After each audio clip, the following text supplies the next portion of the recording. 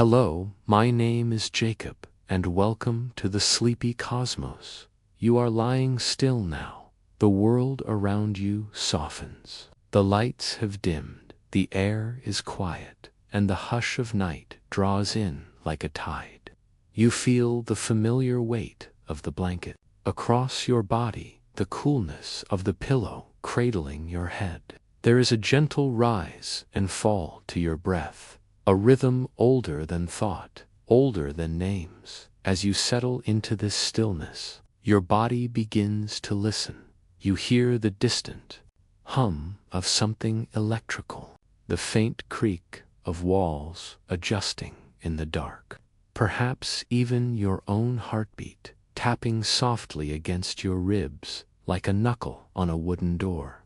These sounds are not intrusions, they are reminders. Your ears are always open, always gathering the invisible architecture of the world. But sound is not the world itself. It is only the tremble of air, the vibration of particles moving in waves, touching your eardrum, and translated magically, mysteriously into meaning. The creak becomes a floorboard, the hum becomes the fridge. You don't hear vibrations, you hear things, but that translation, that alchemy, happens entirely within you, and so it begins. Your senses seem to give you access to the world, but tonight you begin to see that they do more than reveal, they reshape. Your body is not a passive receiver.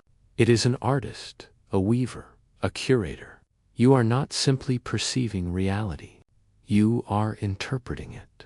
Take your eyes, for example, close them now, just for a moment. What vanishes, what remains? Light, when it's there, bounces from everything, walls, trees, skin, and enters the eye through a small, dark opening.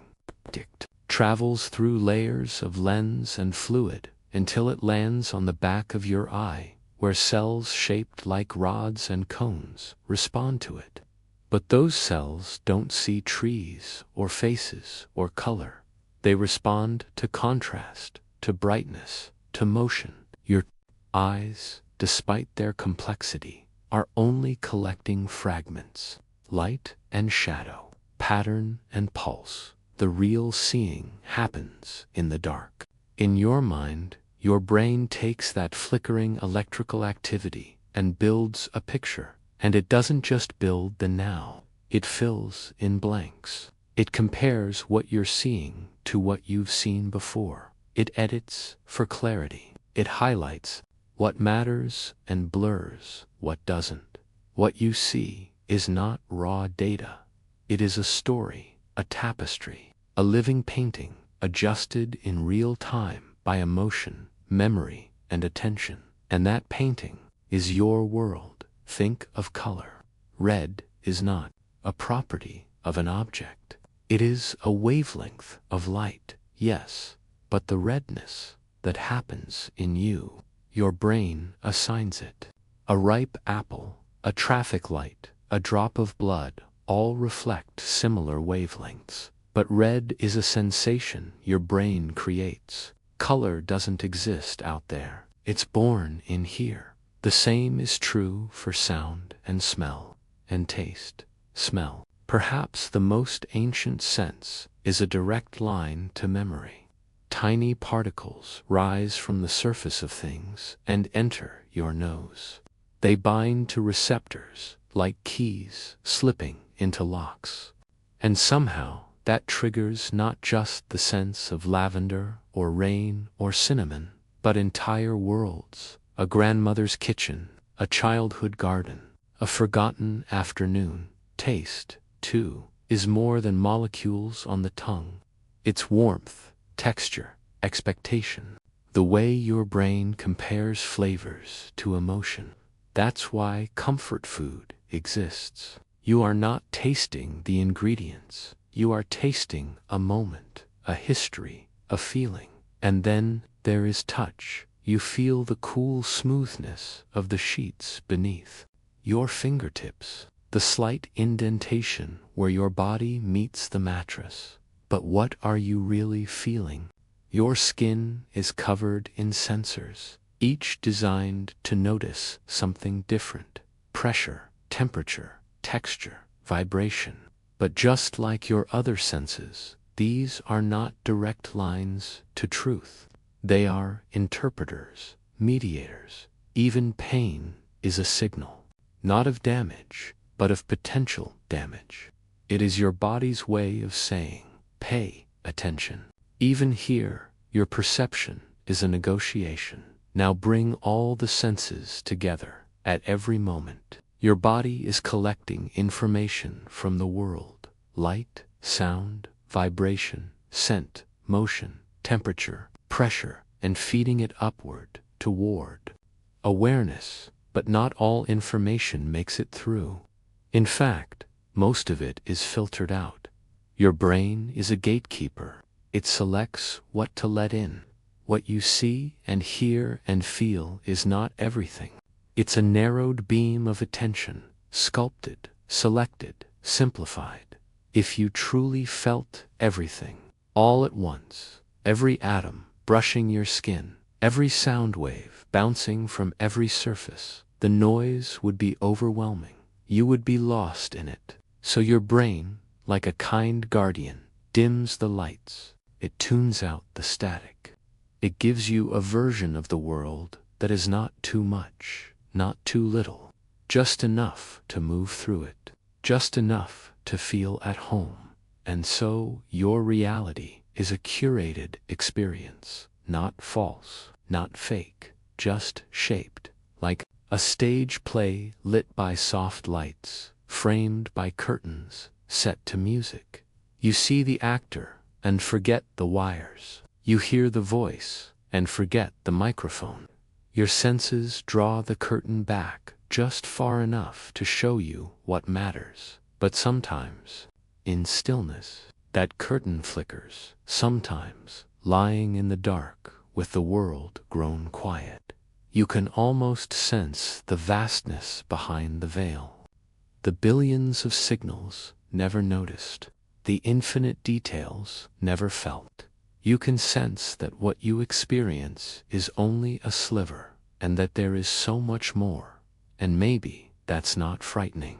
Maybe that's comforting, because if what you call reality is built inside you, moment by moment, sensation by sensation, then perhaps there's more freedom and more mystery than you imagined. The world is not something happening to you. It is something unfolding within you. And if the senses are a curtain, then who is watching from behind it? Who hears the sounds, feels the textures, sees the light? What is it that turns sensation into meaning, and then watches that meaning become memory? What quiet part of you sits in the theater of your mind, watching the show? And how does it know that it is watching? Let's go there next. Let's step into the quiet of the stage and meet the mind behind the curtain. Close your eyes again, just gently. There is stillness outside, yes, but deeper stillness within. Now feel into the hush behind your forehead, behind your eyes, where something hums softly in the dark. Here, in the quiet cathedral of your skull, a story is always unfolding. This is your mind, your private stage, your inner theater. From the moment you were born, even before language, your brain has been arranging things, organizing sights and sounds into shapes, colors into objects, objects into meanings. It's as if your thoughts are actors, your memories are scenery, and your attention, that shifting spotlight, decides what's in focus and what fades into the wings.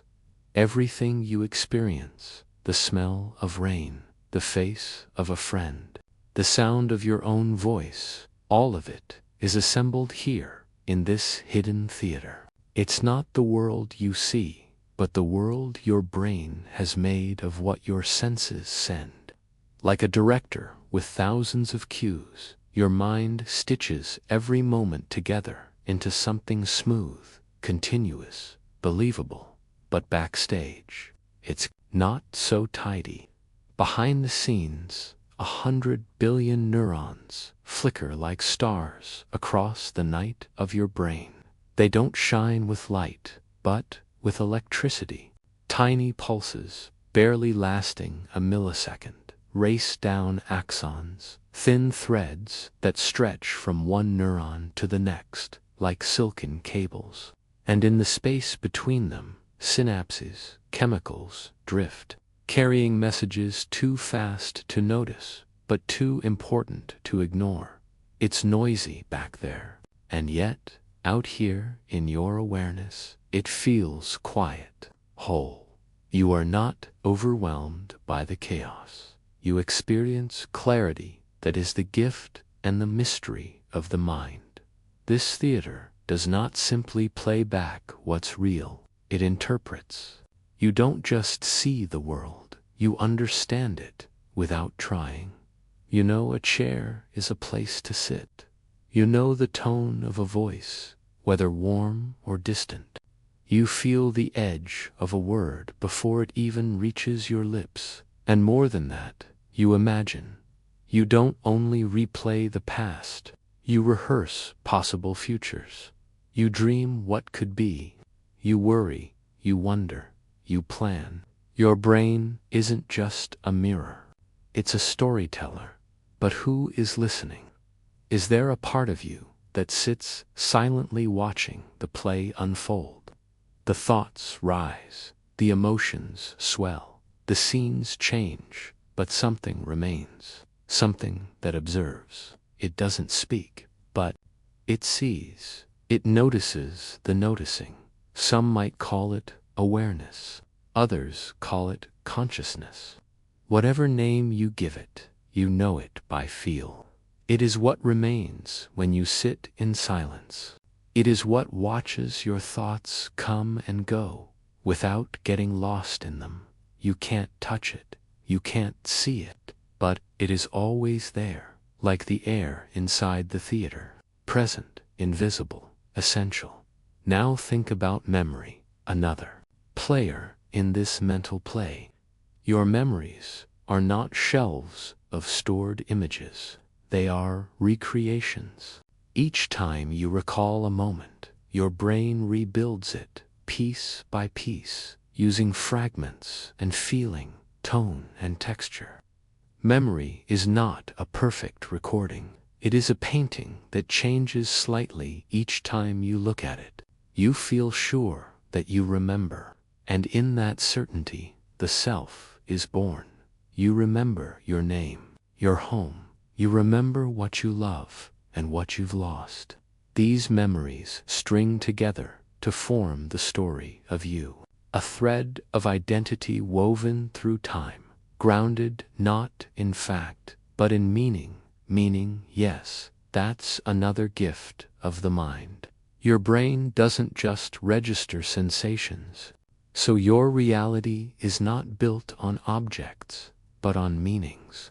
And meanings are stitched from memory, sensation, and feeling, all guided by the quiet voice of attention. This attention, this shifting spotlight, is what shapes your experience of the moment. Wherever it moves, reality seems to follow. You can focus on your breath, and the whole world becomes breath. You can listen to a bird, and for a few moments, the universe becomes song. And when you dream, then the theater performs without a script. The actors become wild, the scenes blur, time folds, and yet, even then, a part of you watches. Even in the deepest sleep, the observer remains. This observer, this gentle presence, does not act. It does not interfere. It simply watches. And somehow, in the watching, it gives shape to the play. You may think your mind is inside your head, but sometimes it feels like the world is inside your mind. As if everything you see and know lives within you. The tree is not in the park. It is in your awareness of it. The stars are not only in the sky, they are in your seeing of their light. And so, you wonder, if everything is built here, in this internal theater. If sensation, memory, emotion, and imagination are all part of the same stagecraft, then what is the world, really? Is there something solid outside the curtain, or is all reality a performance you never meant to direct? This is not a puzzle. To solve it is a place to rest, to feel into the mystery, to let the curtain part a little further. For if the mind builds the story, then perhaps time itself is part of the set. A backdrop painted in motion, a rhythm felt more than measured. Lie still now, but inside you, everything moves. Your breath rises and falls in quiet waves. A steady rhythm, like a lullaby, without words. You feel time passing, or think you do. But where, exactly, is time? You don't touch it, you don't hear it. Still, you feel its pressure in your bones, your memories, your sense of what comes next. It's the shape of change, the silence between footsteps, the space between before and after. You often imagine time as a river, a flowing stream that carries everything forward, moments like leaves drifting on the surface. But tonight, as you rest here and let your thoughts soften, that river becomes still, and you begin to wonder, is time really flowing? Or are you? The ticking of a clock suggests motion. Seconds stack like stepping stones, one after another, never looking back. You can't pause them, you can't slow them. But clocks don't measure time itself. They measure movement of gears, of electrons, of shadows. What if time is not what you think it is? Your body is a timekeeper in its own quiet way. Your heart beats in rhythms. Your cells divide and age. Your thoughts remember beginnings and endings. And your circadian rhythm, that ancient pulse of sleep and wake, keeps time with the turning earth. But this time is not the same as the one on your wrist. It is softer, felt, not counted. You know this time when you lose yourself in something beautiful. An hour becomes a minute. Or when you wait in worry, and 5 minutes stretch into a desert of anticipation. Your mind is not a passive passenger of time. It bends it. Psychologists call it time perception, the way your brain interprets duration, order, and flow. It's not always accurate. Sometimes, a single second of awe can echo like an hour. Other times, entire days blur into one long, undivided time. As you live it, is elastic, and memory plays its own tricks. The past is not stored like books on a shelf. Memories are not static snapshots. They are more like performances. Each time you recall one, you rewrite it slightly. Colors may shift, voices soften, emotions rearrange. Still, your memories shape who you are. They give you a sense of direction, of self, of continuity. But they are not perfect. They are curated. And sometimes, what you remember most never happened quite that way at all. Then there is the future, not a fixed path, but a cloud of possibility. Your brain is constantly forecasting, imagining what may come next. It uses memory, pattern, and probability to guess the next word, the next step, the next breath. Your thoughts reach forward like hands feeling for a doorknob in the dark. Even now, as you lie in stillness, your brain rehearses what tomorrow might feel like, what you might do, who you might become. The future exists here as electrical whispers and imagined images. Physicists describe time in a different way. In Einstein's world, time is not separate from space. It is woven into it, one thread in a vast four-dimensional fabric. This is space-time, and gravity bends it. Massive objects like stars and planets warp space-time, curving it like a ball. On a stretched sheet, this bending is what you feel as gravity, and it means time doesn't tick the same everywhere. Near a black hole, time slows down. On a mountaintop, it passes slightly faster than at sea level. And when you move, even on a plane, you age just a hair differently than someone standing still. These differences are tiny, almost invisible, but they are real. Time is not constant. It is shaped by space, by motion, by gravity. You live in what physicists call the arrow of time, the feeling that moments move from past to future. But on the smallest scales, deep in the quantum world, this arrow blurs. Particles behave in ways that don't care about before or after. Some equations work just as well in reverse. So where does the arrow come from? Perhaps from entropy, the gradual drift from order to disorder. A broken cup doesn't reassemble itself. A candle burns down, not up. This one-way movement gives time its direction, its narrative, and yet entropy is not decay. It is transformation. It is change. And change is what makes experience possible. You are not the same person you were a year ago, or even a breath ago. Cells have been replaced. Memories have shifted.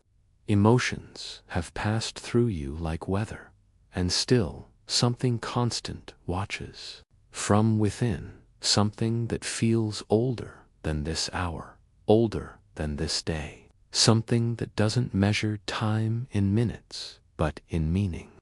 Perhaps this is what you truly are, not a body moving through time, but an awareness through which time moves.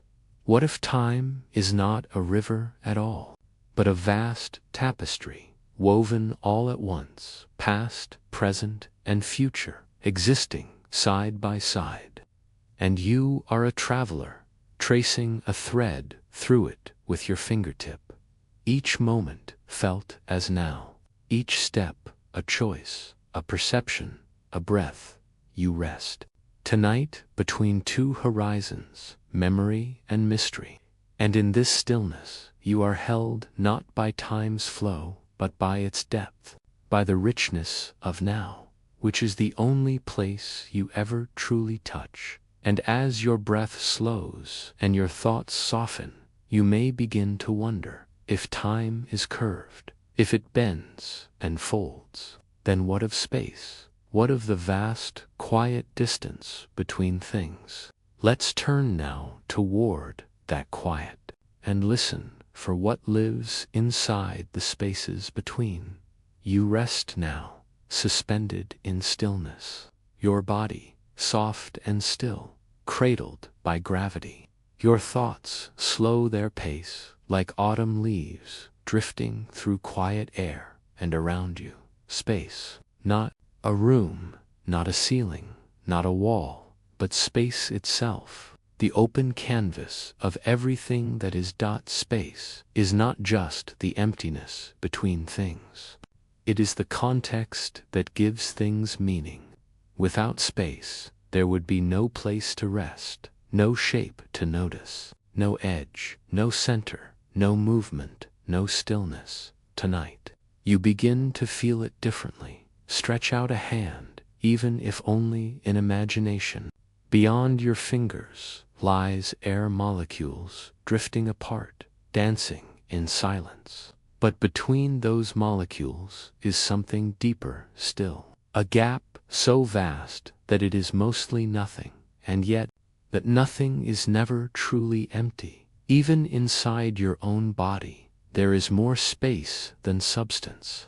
Each atom is a miniature solar system, a tiny nucleus at the center, with electrons spinning at vast distances. If an atom were the size of a cathedral, the nucleus would be a grain of rice, and the electrons would orbit far away in the dome. You are made mostly of space.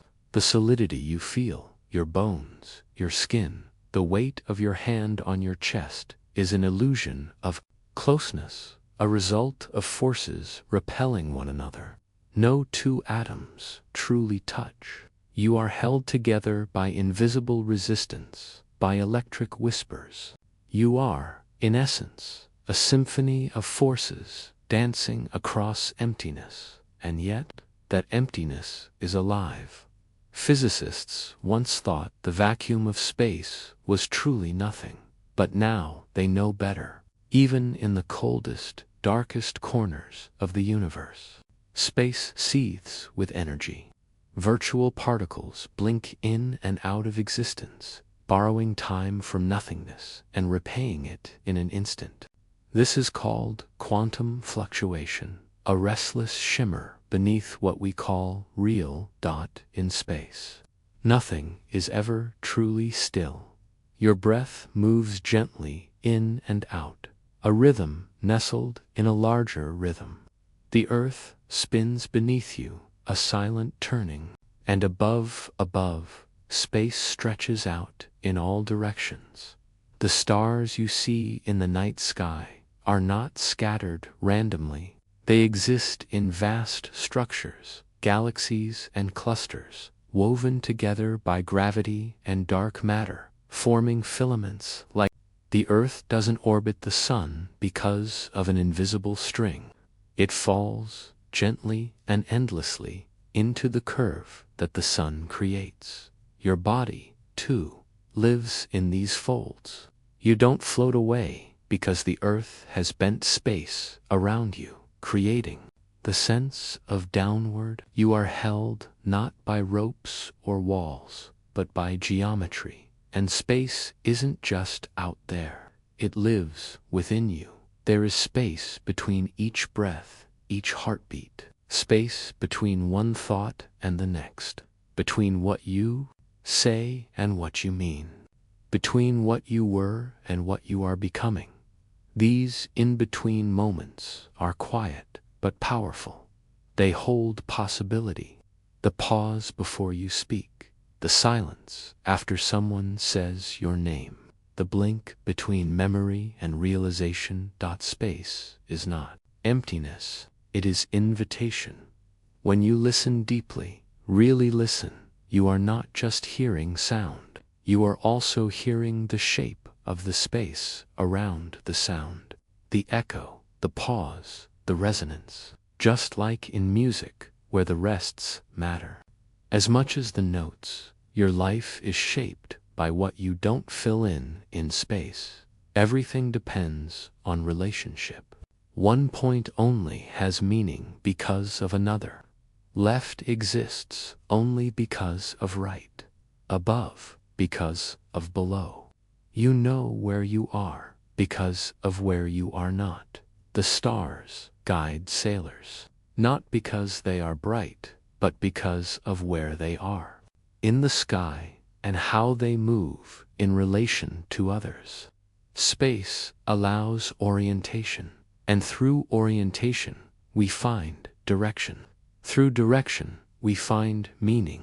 Even in your own mind, space appears. When you quiet your thoughts, you may feel the open sky of your awareness. Thoughts arise and dissolve like clouds. Some drift quickly. Some linger, but beneath them is always a spaciousness, an awareness wide and ungraspable. This spaciousness cannot be measured, and yet you know it.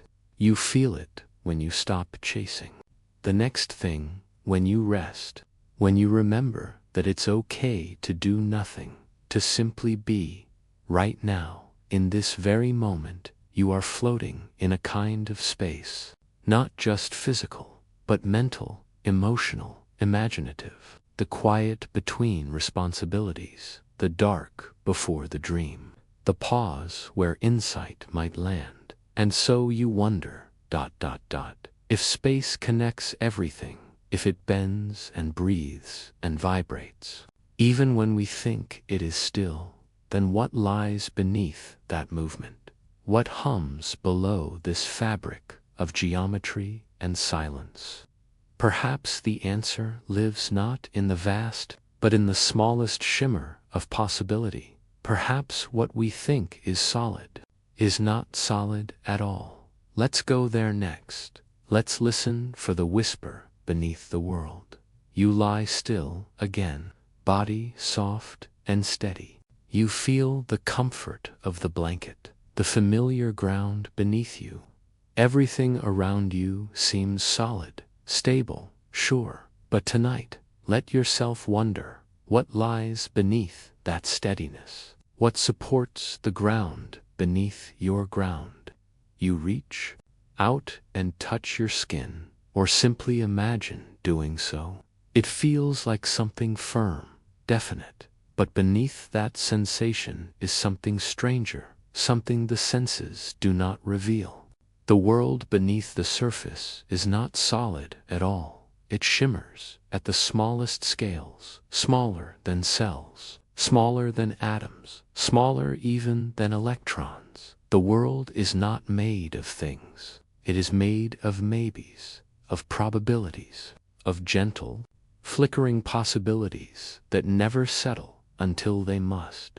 This is the quantum world, the hidden stage where reality performs its most mysterious play. You do not see it with your eyes, but every moment of your life is shaped by it. Imagine an electron, one of the tiny particles that hum through everything, through stars and salt, through breath and bone. You might think of it as a marble, a speck, a point. But when scientists look more closely, it isn't so. An electron is not here or there. It is not a dot on a map. It exists in a cloud of probability, a soft haze of maybe. It might be here, it might be there, until you look, until you ask, and only then it decides. This is called superposition. A particle exists in many states at once, like a coin spinning through the air, not yet heads or tails. It is the whisper of every possibility, still undecided.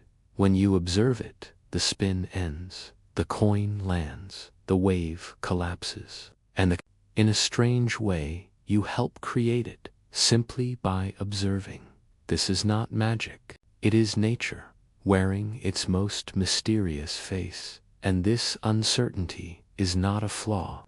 It is fundamental. It's what makes atoms possible. It's what allows light to act like a wave in one moment and like a particle in another. It's what lets the sun shines, the fusion in its core, governed by the delicate balance of quantum forces. You feel warmth on your skin each day because uncertainty is stitched into the heart of stars. Now picture a field, not the kind with grass or wheat, but a quantum field, invisible everywhere. According to modern physics, particles are not the building blocks of matter. Fields are each particle is a ripple, a tiny vibration in a field. An electron is not a separate thing, but a tremor in the electron field. A photon, a particle of light, is a flutter in the electromagnetic field. Reality, then, is a tapestry of vibrations. You are not made of objects. You are made of movements, coordinated, resonant, alive, even in the emptiest vacuum. In a space where no matter exists, these fields hum with energy. Virtual particles appear and vanish in pairs, too fleeting to be seen, but real enough to be felt. This is the zero-point energy, the murmur beneath the quiet. Even nothing is never truly empty. So when you lie still and feel the quiet, know this: there is a sea of activity beneath your calm. A deep, dancing hum that gives rise to everything. And this dance isn't just random chaos. It follows rules, strange ones, yes, but precise particles can become entangled, their states linked, no matter how far apart. Change one, and the other responds, not through space, not through time, but as if they are part of a single, shared being. Einstein called it spooky action at a distance, but today it's simply quantum entanglement, a whisper of connection that defies our common sense. And it makes you wonder, if two particles, once connected, remain linked across the cosmos, what else is linked? What hidden ties run through the world, invisible but unbroken? You, too, are entangled with the air you breathe, with the stars that made your atoms, with the people you love, with the questions you carry, even now. And so the quantum world is not just small, it is deeply intimate. It shows us that the boundaries we see between here and there, this and that, may be softer than they seem. Your body is not sealed off from the world. You exchange particles with it constantly, through breath, through food, through light on your skin. You are not separate, you are porous. You are part of the ripple, and time, too, becomes strange in this realm. Some theories suggest that past, present, and future are woven together in ways we can't yet understand, that particles can influence one another backward through time, not just forward. That causality, the idea that this causes that, and your awareness, your attention, is the pebble that creates ripples, not just forward, but in all directions.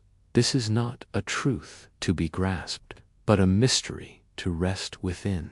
You are not meant to solve it tonight. You are meant to feel the wonder of it, to let the questions settle gently in the folds of your mind.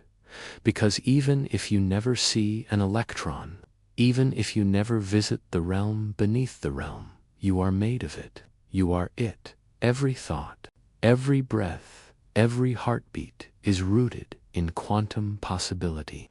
The world feels firm because it dances in balance. But beneath your bed, beneath your floor, beneath the deepest stone and farthest star, there is only vibration. And yet, from all that trembling, something rises, something stable enough to stand on, to dream in, to wonder within. So tonight, as your breath flows quietly in and out, know this: you are held not by solid walls, but by the agreement of countless uncertainties, whispering themselves into form. You are not resting on bedrock, you are resting on mystery, woven into matter, woven into mind. And if all of this arises from possibility, then what else might you be? What else might you carry, hidden in the folds of your being? Let's follow those threads next, out of the quantum field and back into the body. The stardust in your bones, the stories in your cells. Your body is quiet now, cradled by the dark, breath slow, limbs weightless. You feel like one small person in one small room. And yet, there is nothing small about you. You are older than you seem, older than your name, older in some ways than the earth itself, because your body, this gentle vessel that rises and falls with each breath, is made of dust, but not the kind you sweep from windowsills. It is the dust of stars, somewhere over 5 billion years ago. A great star, older than the sun, collapsed. It had burned through its fuel, fusing simple atoms into heavier ones, hydrogen into helium, helium into carbon, carbon into oxygen, neon, silicon, all the way up to iron dot, and when it could fuse no more, the balance broke. The star fell inward and then exploded outward, a supernova. In that fierce death, heavier elements were born: gold, calcium, uranium, and the iron that now flows in your blood. That star, like many others, scattered its contents across space. Clouds of gas and dust spun slowly through the void until gravity gathered them and lit new fires. From that debris, your sun was born, and from the leftovers of that birth, Earth took shape. Rocks and oceans, winds and fire, and eventually, life. So when you touch your skin, when you stretch your fingers, or close your eye, you are touching something forged in ancient fire. Every carbon atom in your cells once drifted in a cosmic breeze. You are their echo, their continuation. You are a walking archive of the universe. But your body is only half the story, because inside this stardust machine is something else, a mind, a flickering world of memory and meaning, and that, too, is made of something handed down, stories, not the kind written only in books, but the deeper kind, the whispered beliefs, the shared songs, the patterns your culture gave you, the stories your parents told without words, just by living. The ones you picked up watching, feeling, dreaming. They shape how you see the world.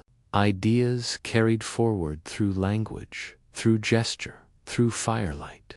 They are the myths of meaning, the deep grammar of being human.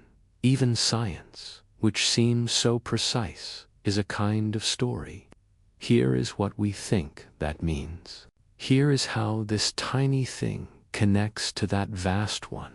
It is a story told through numbers, through telescopes, through questions that never quite rest. So your body is made of stars, and your mind is made of stories, and your life, your precious, fleeting life, is where those two meet. You are a point of contact between what is ancient and what is becoming, between matter and meaning, between history and hope. Even now, as you lie here, neurons in your brain fire patterns shaped by the stories you've heard. When you imagine yourself walking under stars or holding a hand, your brain lights up as if it were real. The line between experience and memory, between reality and imagination, is not so rigid. You carry stardust in your cells, and you carry futures in your thoughts. You think with atoms that once swirled in the bellies of long-dead suns. You dream with particles that danced in the void before Earth was born. And all around you, stories continue in the hum of the planet, in the DNA of seeds, in the way birds migrate by stars they cannot see. Even sleep is a kind of story your body tells itself, a returning to the place before words. So, as you drift now, neurons are reshuffling, consolidating memory, laying down dreams like fresh snow over a quiet trail. And, while the stars outside may be hidden behind roofs and trees and cloud, they are not far. Not really. Because the boundary between inside and outside is thinner than you think. The oxygen in your blood was once in the breath of trees, a child, of rock, of fire, of sky. You do not need to earn your place in the universe. You already belong. You always have. The story of the cosmos is not complete without you. Feel your breath, soft and patient, like waves brushing ashore, and feel your mind spacious, open, from countless voices and dreams. If you are made of stardust and stories, what else might be whispering inside you, waiting to wake? You are here, in the quiet space behind your eyes, breathing gently, thinking softly, alone, but not truly alone, because outside the boundaries of your skin, there are others, other minds, dreaming their own dreams. Some are near, some are far, some you know well, others you will never meet, and yet they shape you, their voices, their choices, their laughter, their silence. Each one leaves a fingerprint on your world. You wake each day inside a body made of stardust and memory, but you live inside a world made of other people's thoughts. The language you speak, the names you know, the numbers you count, the customs you follow, none of them began with you. They were handed down like soft cloth, folded through time, worn by millions before you. You are a solitary flame. Other minds fill your thoughts. Consider language, each word, a bridge between you and another. Each sentence, a fragile wire stretched across distance, carrying meaning like a bird on the wind. When you say I, from stories told around fires, from laws written on clay, from lullabies sung to infants, even your idea of a self, this sense of being someone, in here, thinking, feeling, choosing, is shaped by the minds around you. Imagine a mirror, not the kind made of glass and silver, but a mirror of awareness. You gaze at someone else, they gaze back. It reflects you, reshapes you. A parent holding a child for the first time, a friend listening without words, a stranger who smiles and makes the world feel safer for a moment. Each encounter polishes the mirror until you begin to see yourself more clearly. Empathy, this quiet knowing of another's joy or sorrow, is a gift of that mirror. Your brain has special cells called mirror neurons that light up not only when you act, but when you see someone else act. You yawn when others yawn. You wince when someone stubs their toe. You feel, even if the pain is not your own. Through empathy, you stretch beyond the boundaries of your body. You feel what another feels, not perfectly, not completely, but enough to soften the space between you. And in that softened space, something beautiful happens. You begin to share reality, not just facts or objects, but meanings, interpretations, dreams. When enough people agree on something, it begins to feel real. Money, nations, time zones, weddings, names, all imagined, all shared. Each one is a kind of group dream. An idea passed from mind to mind until it gains weight, until it becomes a structure we all lean on. So, your world is made not just of matter, but of meaning layered through connection. But there's a paradox here, because while other minds shape your world, you can never fully enter theirs. You don't know exactly what it's like to be your best friend, your sibling, the stranger standing across the street. You guess, you imagine, you fill in the blanks, and they do the same with you. There is a kind of gentle loneliness in that, no matter how many bridges it builds. But perhaps that's what makes connection so precious. The effort it takes to reach across the gap, to say, I see you, I hear you, I feel a part of what you feel. And in that effort, something sacred stirs. Think of a flock of birds wheeling in the sky. No single bird leads, yet they move as one. Each responds to its neighbors, mirroring, adjusting, flowing. A kind of group intelligence, grace without planning. Humans do this too, in dance, in conversation, in shared silence. We synchronize. We align, we co-create the moment. Even now, as you listen to these words, words once held in another mind. Your thoughts echo mine, and for a few soft minutes we meet across the great invisible sea. This is the wonder of other minds, not just their thoughts, but their presence, not just their ideas, but their mystery. Each mind contains an entire universe you will never fully see, but through connection, through language, attention, and care, you catch glimpses, like moonlight through curtains. To know that, even in silence, you are part of something woven, thread by thread, in the space between minds. You drift now, shaped by the people around you, if your sense of self is partly made from their reflections. You lie here, quiet beneath your blanket, your breath soft, your thoughts drifting like mist. And without knowing it, you carry a lens across your eyes, not made of glass, but of stories, customs, names, and symbols. This lens is called culture. Before you knew what a word was, before you understood the shape of time or the color of love, you were already being folded into a way of seeing.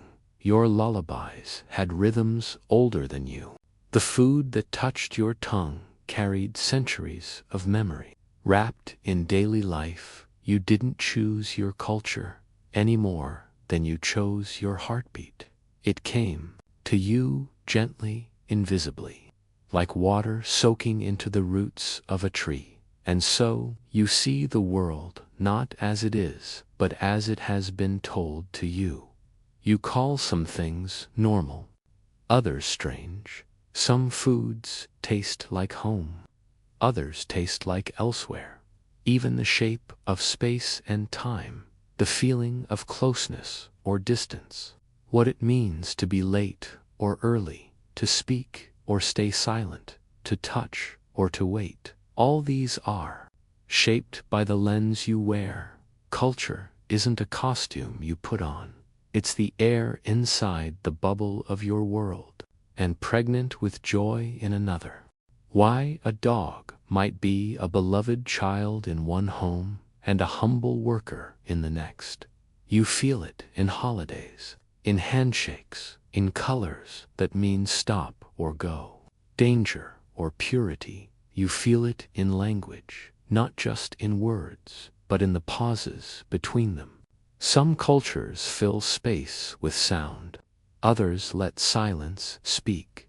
You may think you're thinking freely, but often you're thinking within well-worn grooves. Culture carves thought like wind shapes sand.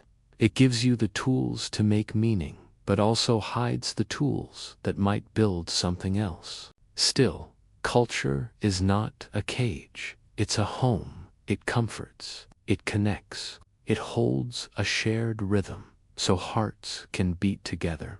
When you speak a familiar phrase, someone across the room nods, and in that small nod, you feel understood. That's the power of shared meaning. But what happens when you leave the familiar? When you travel not only across the world, but into someone else's worldview, you feel it in the way doors open differently, in how people greet the sun, or speak to the dead, or give thanks before eating. You feel the difference, not as wrong, but as a gentle dissonance, a reminder that there are other songs being sung all the time, and perhaps your song, as beautiful as it is not the only melody. To step outside your own lens, even for a moment, is to become aware of it. And awareness is the first opening, a crack in the frame, a widening of the view.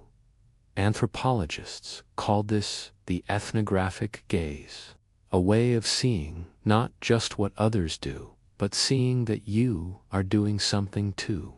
That your ways are not nature, they are nurture.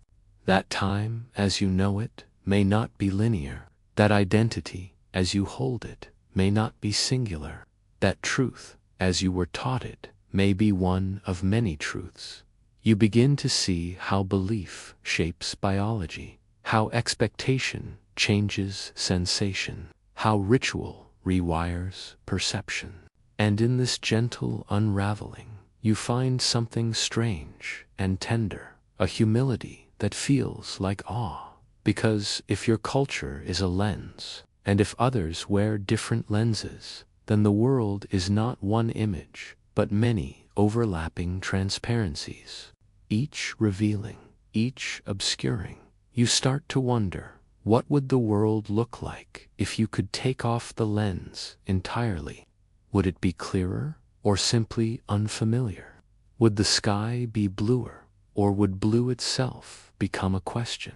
And what part of you would remain without the stories you were told? It's not easy to step beyond culture, not fully. Even asking the question is a kind of freedom, a loosening of the threads.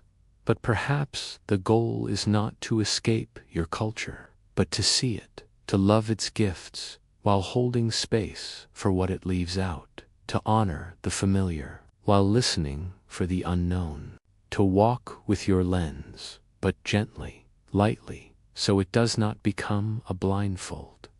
Tonight, you lie in a body shaped by a particular world. You hold tools forged in a specific history, but within you is the capacity to see beyond the edge. You can learn another language. You can imagine another value. You can soften your definitions and let other truths breathe, because culture is not fixed. It's not a box. It's a wave, always moving, formed by the minds that carry it forward. And you, too, are a wave. Not separate, not sealed, but open, changing. Maybe, just maybe, you are not only wearing a lens, but shaping one for others. With every word you speak, with every story you share, you pass along a way of seeing. You hand someone else the frame, and they, too, begin to look. So rest now, not in certainty, but in curiosity. Let the boundaries of your thinking soften like shadows at dusk. Let your world grow larger with each new question you allow. Because once you see that you're wearing a lens, you start to wonder, who is the one looking through it? And if the lens is not the self, then what is? You lie in bed, eyes closed, weightless. The room is quiet, but within you, a world stirs, a flicker of light, a voice you haven't heard in years, the smell of rain on a street that no longer exists.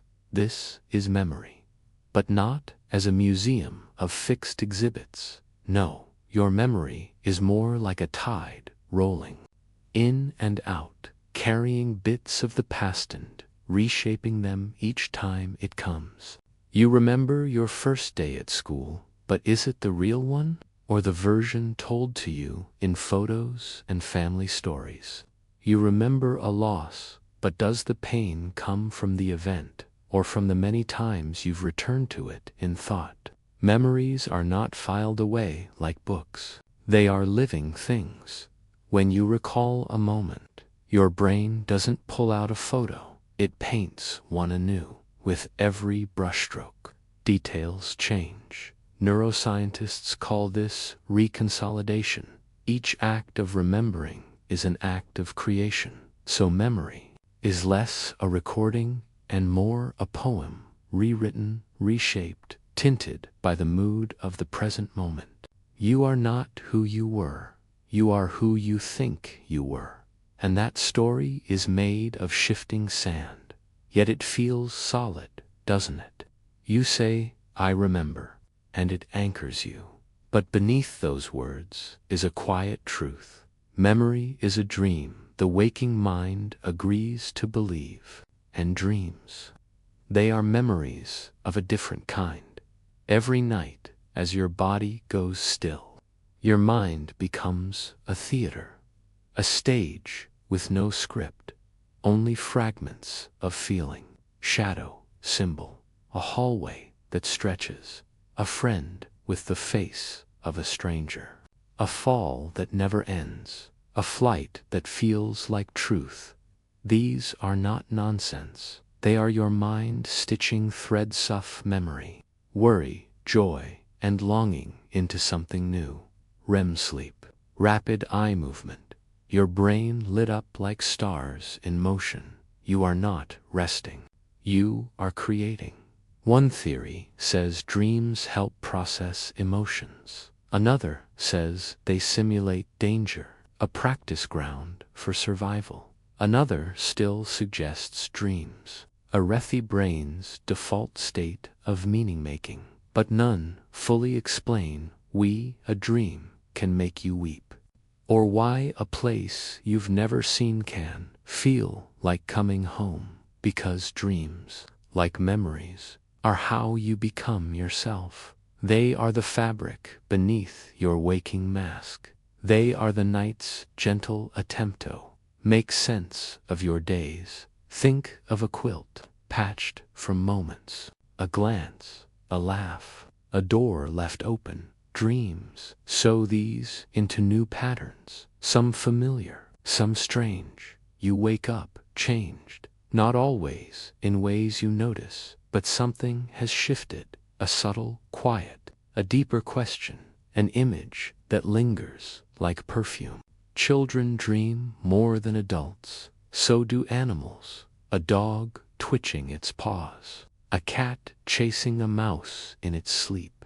They are rehearsing the world, too.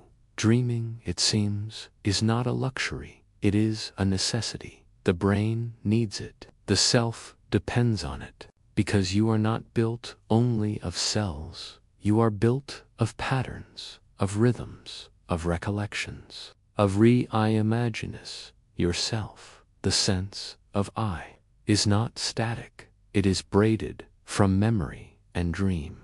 It is a whisper carried from yesterday. It is a whisper carried from yesterday. It is a story written in present tense, revised nightly by the dreaming mind. And like any good story, it evolves. You are not who you were last year, not even who you were this morning. Each memory, each dream, threads a new stitch into the pattern, and sometimes a dream undoes a knot, lets something go, opens a door you didn't know was closed. So when you rest, not make sense, but it may make meaning. There are memories you never madabit feel as if you did. There are dreams so vivid you carry them for years. The mind does not obey borders. It merges truth and metaphor, sensation and symbol. You might dream of a childhood home and wake with the answer to a question you hadn't asked. You might revisit someone lost and feel a kind of Clausereno waking word. Is that memory? Is that dream? Or are both just names for the same soft process of the brain reshaping itself in the dark? And what about memories you share?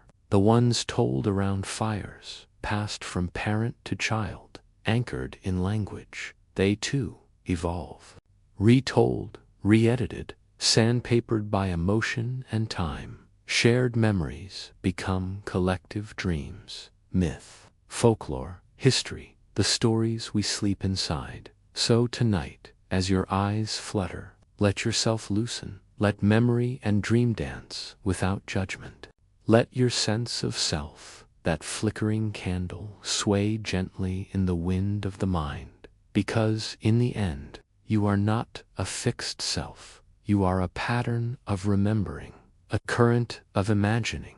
You are the quilt and the thread, the storyteller and the dream. And as you begin to dream again, as the night's soft tide returns, let a new question rise with it. If your memories can change and your dreams can reshape you, then who truly is doing the remembering? And who will you be when you wake? You lie. Still now, with only the sound of your breath tracing the shape of time. The blanket cradles your body, but something deeper, Scientists have tried to find it. They slice into brains, track electrical pulses through the folds of gray matter, search for patterns in firing neurons, hoping to find the flicker of awareness in the circuitry of flesh. And they've learned a lot about attention, about sleep, about dreaming and decision. But still, the light itself remains elusive. Your brain is made of cells. Each cell is alive, but none alone seems to know. Yet together, somehow, they create you, the one who senses, remembers, wonders. The one reading these words. Imagine standing on a hill at sunrise. Your eyes take in the colors, gold, lavender, soft blue. But it's not your eyes that experience the beauty. It's the consciousness behind them, quietly absorbing the moment. Consciousness is not just sight or sound or thought. It is the canvas where all of that appears. Some theories say it's a byproduct of complexity, that if you put enough connections in one place, awareness emerges. Like heat rising from friction, or song rising from strings. Others suggest it's more basic, that consciousness might be a property of the universe itself, woven into matter like gravity or light. Could it be that everything that feels, every creature that aches, that fears, that loves, is simply tapping into this same deep field of knowing? You are different from a stone, yes, but are you different in kind, or only in degree?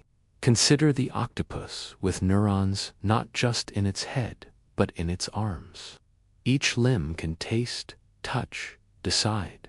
What kind of consciousness stirs beneath that shifting skin or the trees?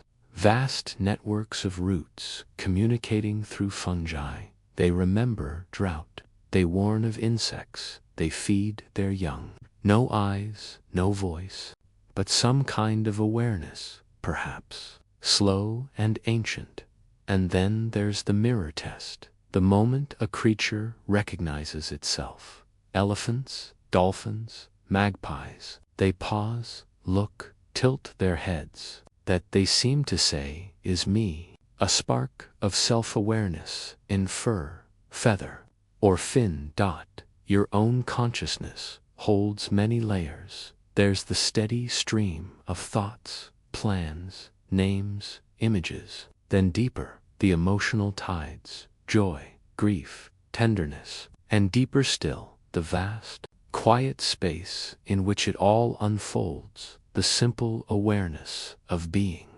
It is that last one that feels closest to truth, the part of you that does not change, even as thoughts and moods come and go like weather.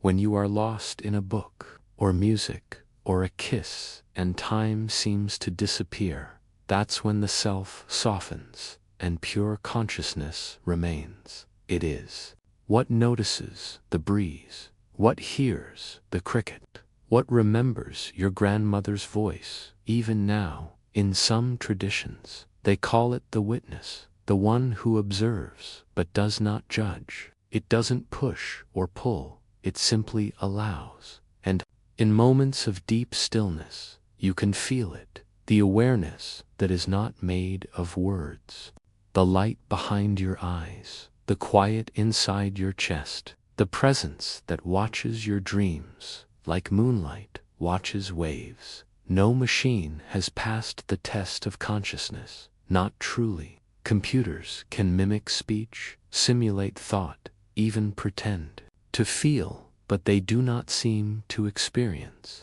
Not yet. The mystery remains. Is consciousness an emergent property of matter? Or is matter simply what consciousness wears to become visible? Some philosophers ask, if no one is there to hear the tree fall, does it make a sound? But the deeper question is, does the tree experience the falling? You may never know, not with certainty. But what you do know is this: your consciousness is the thread that weaves together everything you experience. Without it, there is no sky, no memory, no dream. And maybe, just maybe, your awareness is not a separate flicker in the dark, but a ripple in a great ocean of mind, as if every living thing is a wave, rising for a moment, thinking itself alone, then settling back into the sea. You are not in awareness. You are awareness. Your body is the house it lives in for now. Your thoughts are the wind that moves through the rooms, but the light stays, even as you sleep. And now, as you drift again toward rest, feel into that quiet center, the place beyond thought, beyond name, where breath moves like a tide, and your mind becomes the open sky. You are here, aware, alive, and as this moment softens into the next, you may wonder if consciousness holds the world.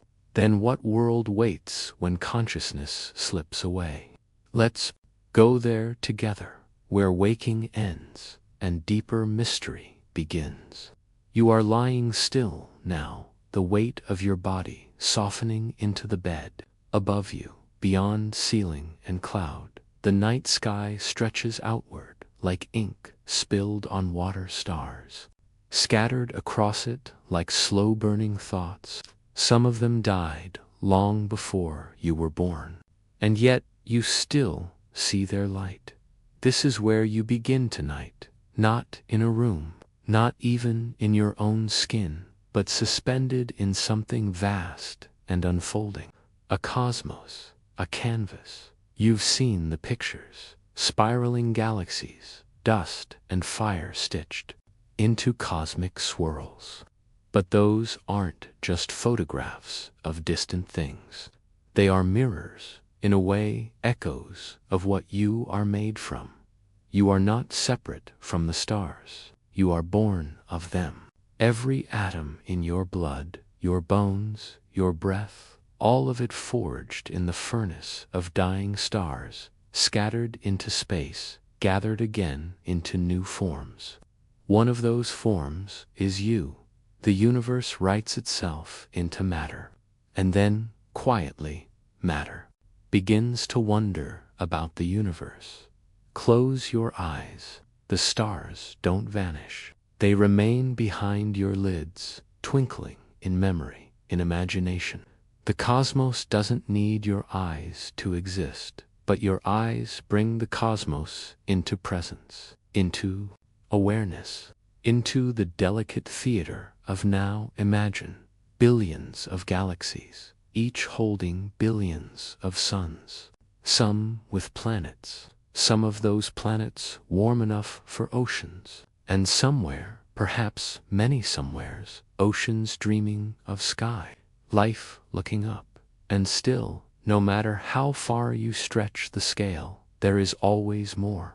Space is not still. It expands. Galaxies drift apart. The whole fabric of space-time stretches like soft dough rising in warm air. And if you rewind that expansion, fold it backward in time, you arrive at something small. Not just small, immeasurably dense, hot, timeless. A place where everything we now know was once compressed into a single point, a singularity. And then, like a breath, it began, not an explosion, as it's sometimes imagined, but an unfolding, a blossoming. Space itself expanding, time awakening, matter cooling into form.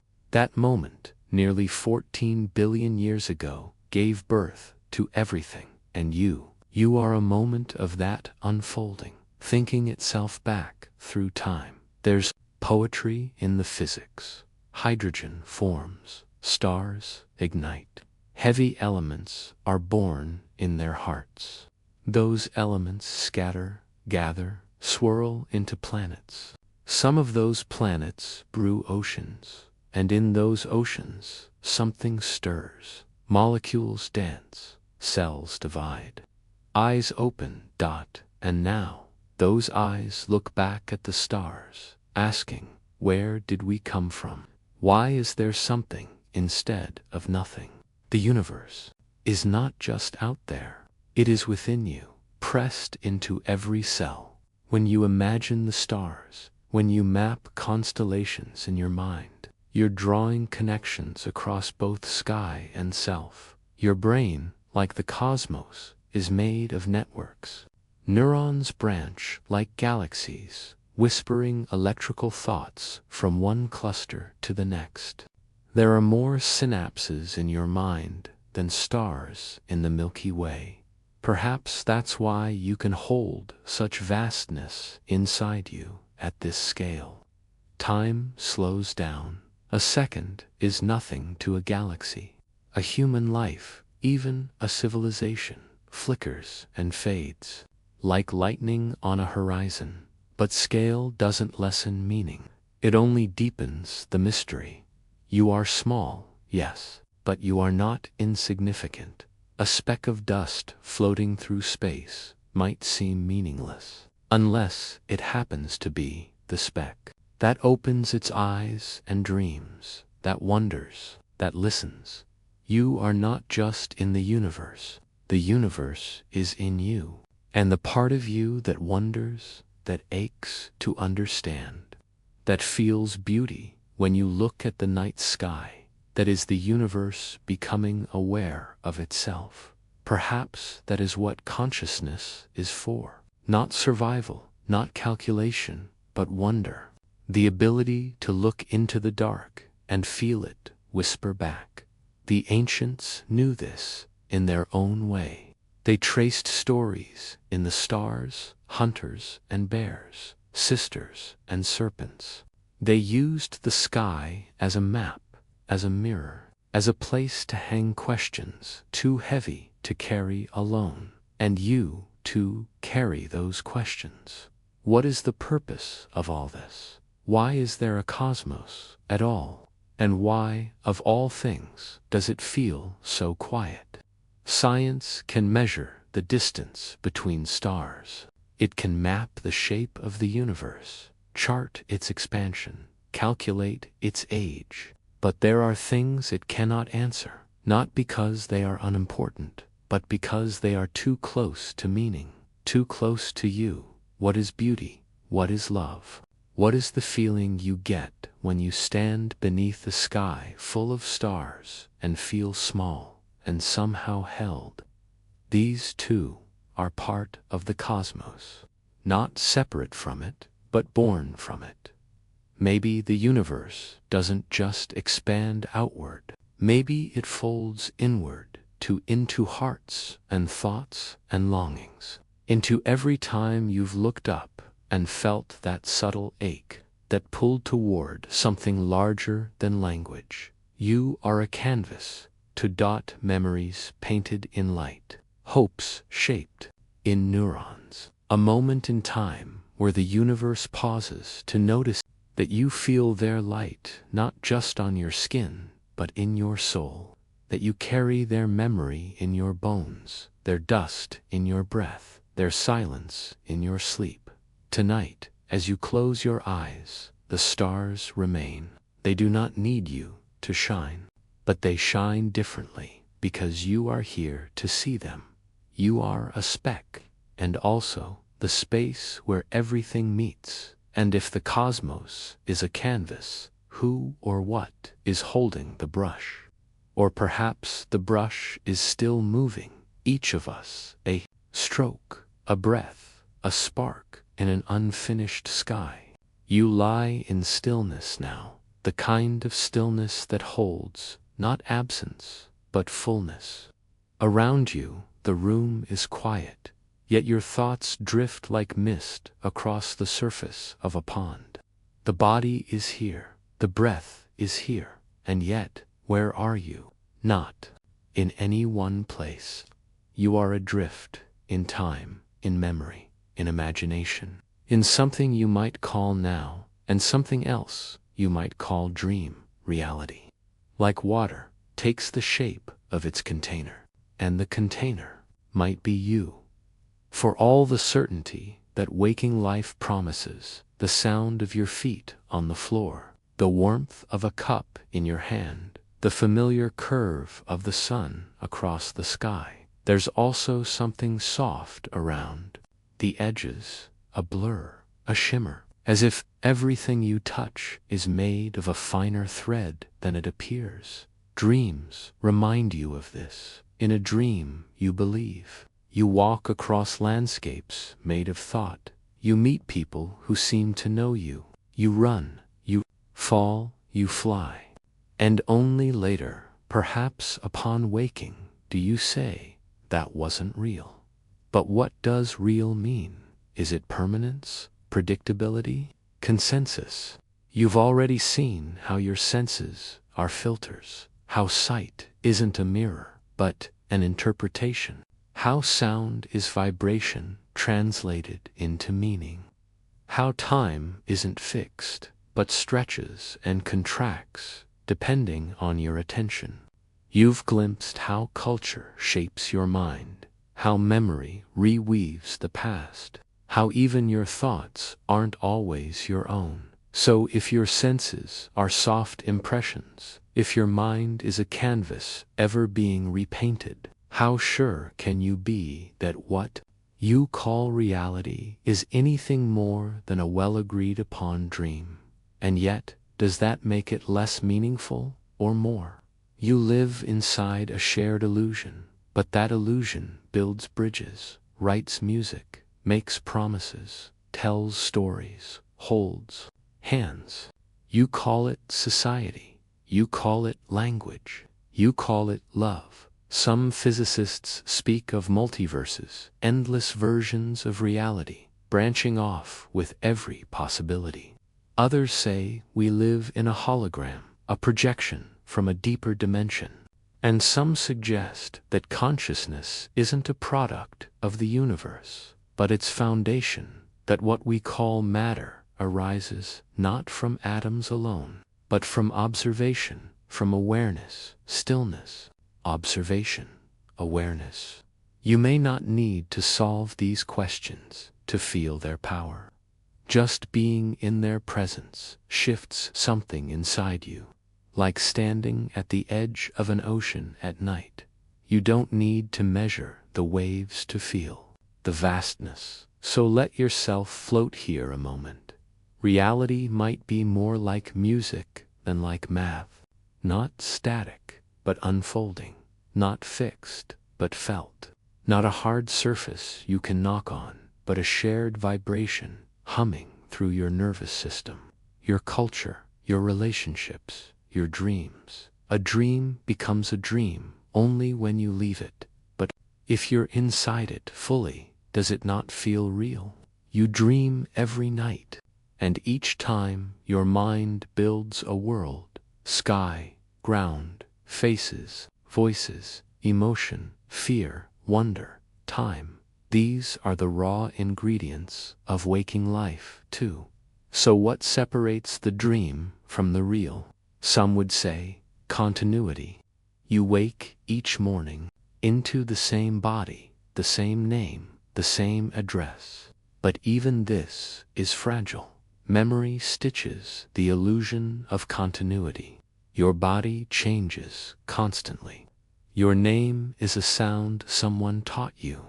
Your mind is a chorus of selves, not one, and yet you remain. A witness. Maybe that is what's real. The witnessing, not the objects in the dream, but the dreamer, not the world, but the awareness of the world. You're not alone in this dream. You live alongside billions of others, each with their own flickering theater of experience. And together you weave something larger, a collective imagining. Laws, nations, families, faiths, money, meaning, all of it built on trust, shared belief. A dream that holds itself steady by being shared. But not all dreams are gentle. Some are shaped by fear, by history, by loss. The stories we tell ourselves about who we are, what's possible, what is forbidden. Those stories form the boundaries of the dream. And sometimes the dream needs to be questioned, because if this is a dream, then you can shape it. If this is a story, then you can rewrite it. If this is a shared illusion, then new visions are possible. So you return to yourself. Here now, breathing, you feel the fabric of the blanket, the gentle rhythm of your lungs, the slow drift of thoughts across your mind. These sensations ground you, and yet they are fleeting to tiny ripples on a deeper sea. And what is dreaming, if not the practice of letting go? Letting go of time, of logic, of the sharp outlines of waking life. Letting go of needing to know. Right now, you are drifting between worlds, not fully awake, not fully asleep. A liminal space, a threshold. Here, the veil is thin. Here, you can ask the quiet questions that daylight forgets. Where does reality end and imagination begin? What if it's all one vast mind, dreaming itself into form? And when you wake in the morning, how will you know you're awake? These questions are not meant to trouble you, but to soothe, like waves that come and go, washing old assumptions from the shore of your awareness. You don't need to reach conclusions. You only need to rest inside the mystery. You've wandered far through time and stars, through memory and molecules. You've felt your body as stardust, your thoughts as echoes, yourself as something soft and shining. Now, gently, you return, not with answers, but with awe. And as you settle into this final stillness, you wonder, perhaps not for the first time, if all of this is a dream. Whose dream is it? And what happens when the dreamer dreams of waking? You press your palm softly against your chest. There it is, a rise, a fall, a thump deep inside, steady as a quiet drumbeat. You feel the texture of your own body, skin, warmth, a sense of density. It feels so solid, so certain, but that's just the beginning of the mystery. Beneath the skin, beneath the muscles, beneath even the cells, there's a realm of strange emptiness. The world is not made of matter stacked like bricks, but of something far more elusive, vibrations. In an almost perfect void, your hand never truly touches your chest. The sensation you feel, that press of presence, is the dance of electric fields, the pushback of particles repelling each other before they ever meet. Atom never meets atom. They hover, flirt, repel. You are built from space, not empty space, but active space. Space that pulses, teems, hums. Consider this. If you could take every atom in your body and compress them so that all the empty space between the nucleus and electrons vanished, you would become impossibly small, no larger than a speck of dust. And yet, your mass would remain the same. You are, quite literally, 99.999999999% nothing. And still, you are here. You lie on a bed that holds you. You breathe into lungs that carry life. You are wrapped in warmth and shape and sensation. How can so much emptiness feel so real? The answer, perhaps, lies in motion. Electrons were around atomic core, like bees in a hive, not in circles, but in clouds, blurred, probabilistic, more like whispers than wheels. This motion, this ceaseless dance, gives rise to pressure, form boundaries. The solidity you feel is not the presence of matter, but the refusal of matter to pass through itself. A chair holds you not because it's full, but because it resists. Like the surface of a dream, insubstantial, and yet you sit. The fabric of the world is stitched together by forces you cannot see. Electromagnetic, nuclear, gravitational.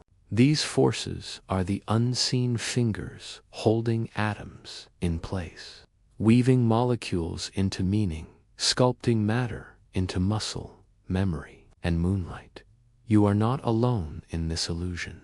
Everything around you, the walls, the air, the stars, follows the same strange script. Particles held apart by fields, forces arranged in symphonies. Vast distances between the notes, and within that emptiness, something extraordinary happens. Structure, life, consciousness. You are a ripple in the void, patterned, pulsing, aware, like a flame that keeps its shape, though every molecule is in motion. You may wonder, how does something so empty feel so full? Perhaps because form is not found in filling space, but in shaping it. Think of a snowflake, its delicate architecture, born from invisible shifts in moisture and temperature. Think of a soap bubble, its curve, a balance of air and surface tension. Think of a spider's web, light enough to float, strong enough to catch dot. So too, your body is a structure of absence turned into rhythm, vibration, flow. You are not a thing, but a happening, not a rock, but a wave. And that wave, that hum of being, is deeply sensitive to the textures of the world. You feel your pillow against your cheek. You feel the coolness of air brushing past your arm. You feel your own weight pressing gently into the mattress. All of it is communication. All of it is information dancing across the boundaries of your nervous system. And yet, none of it involves true contact. Nothing ever really touches, not in the way you think. Even light, the messenger of sight, doesn't land inside you.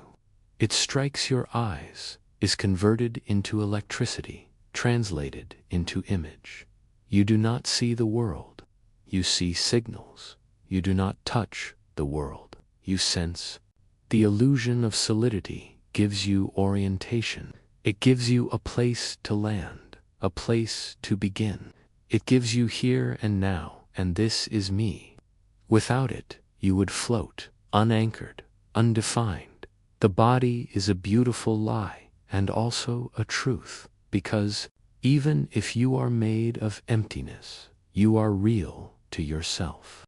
Your feelings are real. Your stories are real. The warmth of the blanket is real, even if it is made of emptiness, pushing against emptiness. Illusion is not the same as falsehood.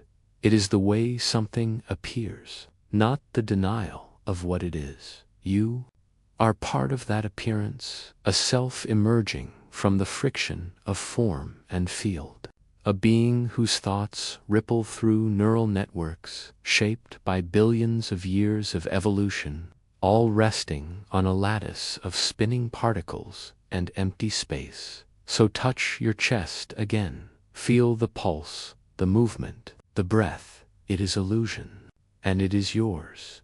You are real. Not because you are solid, but because you feel.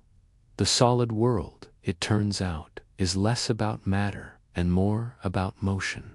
Not bricks stacked in a box, but a shimmering ocean where nothing touches, but everything connects. You lie within that connection now. The atoms in your bones were born in stars. The air in your lungs was breathed by trees. The warmth in your skin comes from the sun minus 93 million miles away, and yet you feel it. Here in your body of emptiness, wrapped in the dream of solidity as you rest. You may wonder, if nothing truly touches, then what holds us together? What keeps you from dissolving into space? Perhaps the answer is not mass, but meaning, not matter. But movement, not separation, but the silent strength of the fields that bind us all. And if everything you feel is shaped by absence, then perhaps, just perhaps, what seems like nothing holds everything. What you call empty might be full of possibility. What you call solid might be sculpted from silence. And in that silence, something waits, some deeper thread connecting all things, some question not yet asked. Close your eyes. Even now, in the darkness, light lingers. Faint after-images swirl behind your lids, like memories made of glow. The world may be quieting round you, but the light has not stopped arriving. It never does. Light is the most patient traveler. It crosses time. It crosses space. It crosses the space between stars and the space between thoughts. When you open your eyes in the morning, you are not just seeing the present, you are receiving whispers from the past. Every beam of sunlight that touches your face has spent 8 minutes and 20 seconds crossing the 93 million miles between you and the sun. In that time, things have changed. Birds have taken flight. Leaves have shifted their faces toward warmth. Your breath has risen, fallen, and risen again. But light arrives anyway, unbothered by distance, and not just from the sun. Look up, and every star you see is sending you its history. The glow of Sirius, just over 8 light-years away, left when you were a child. The light from Betelgeuse, minus 642 years old, began its journey before the first printing presses touched paper.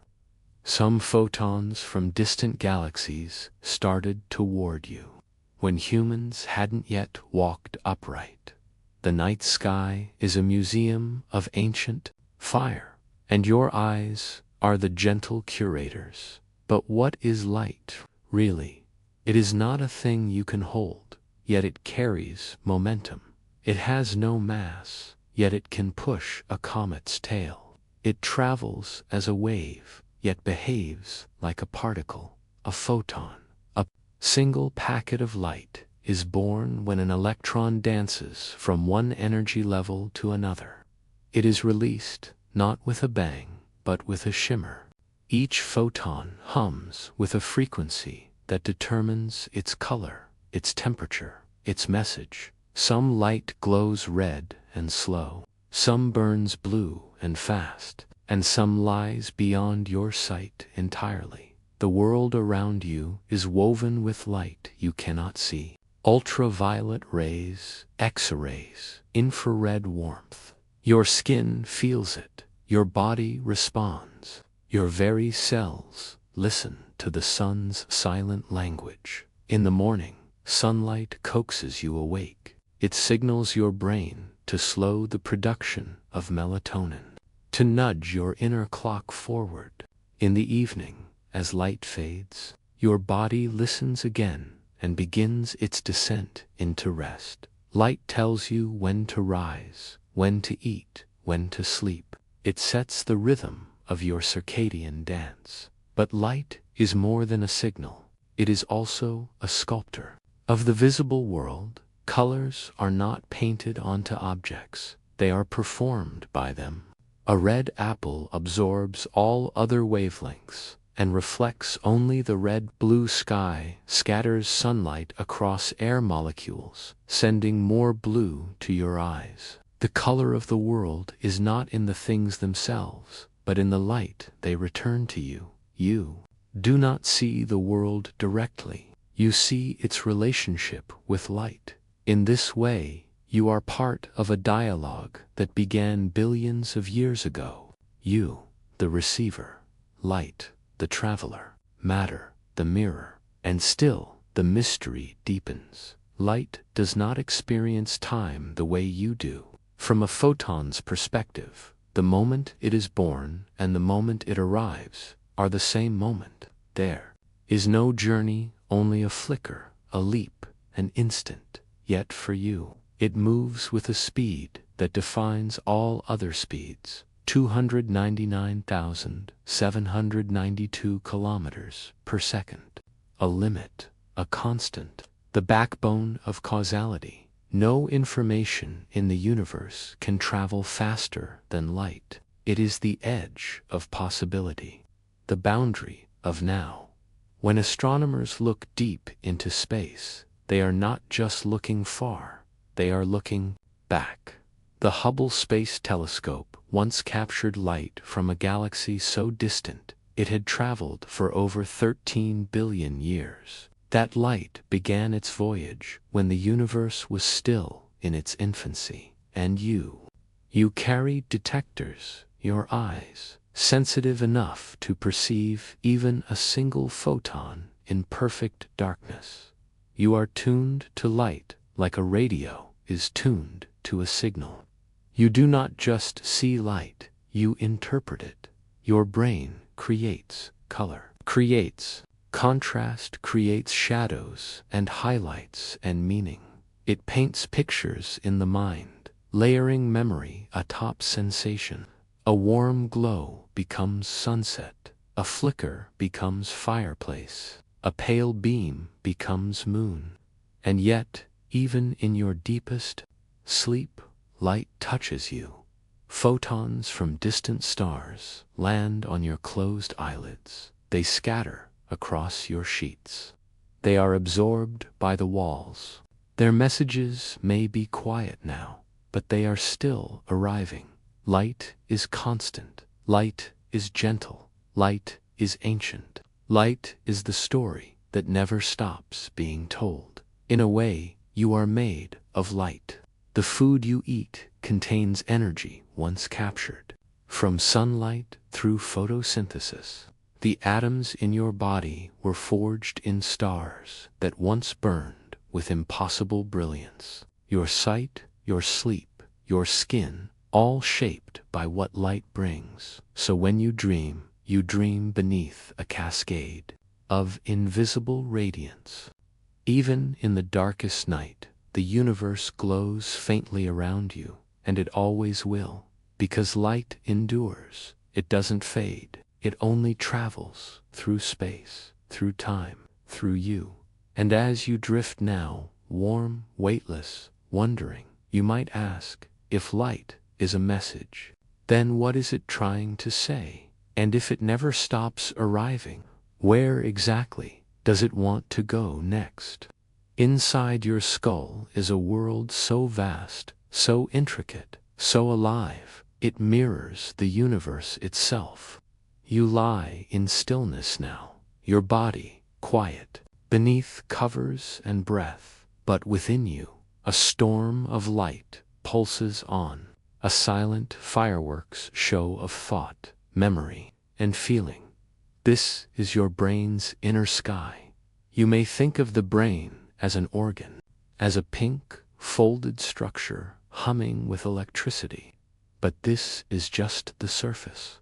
The real story lives in motion, in the dance of signals, in the unseen flickers across billions of connections, each one whispering, listening, responding. Your brain is not like a computer. It is not cold. It is not rigid. It is not merely calculating. Your brain is like a forest. Electrical winds rustle through it, sparking like sunlight on leaves.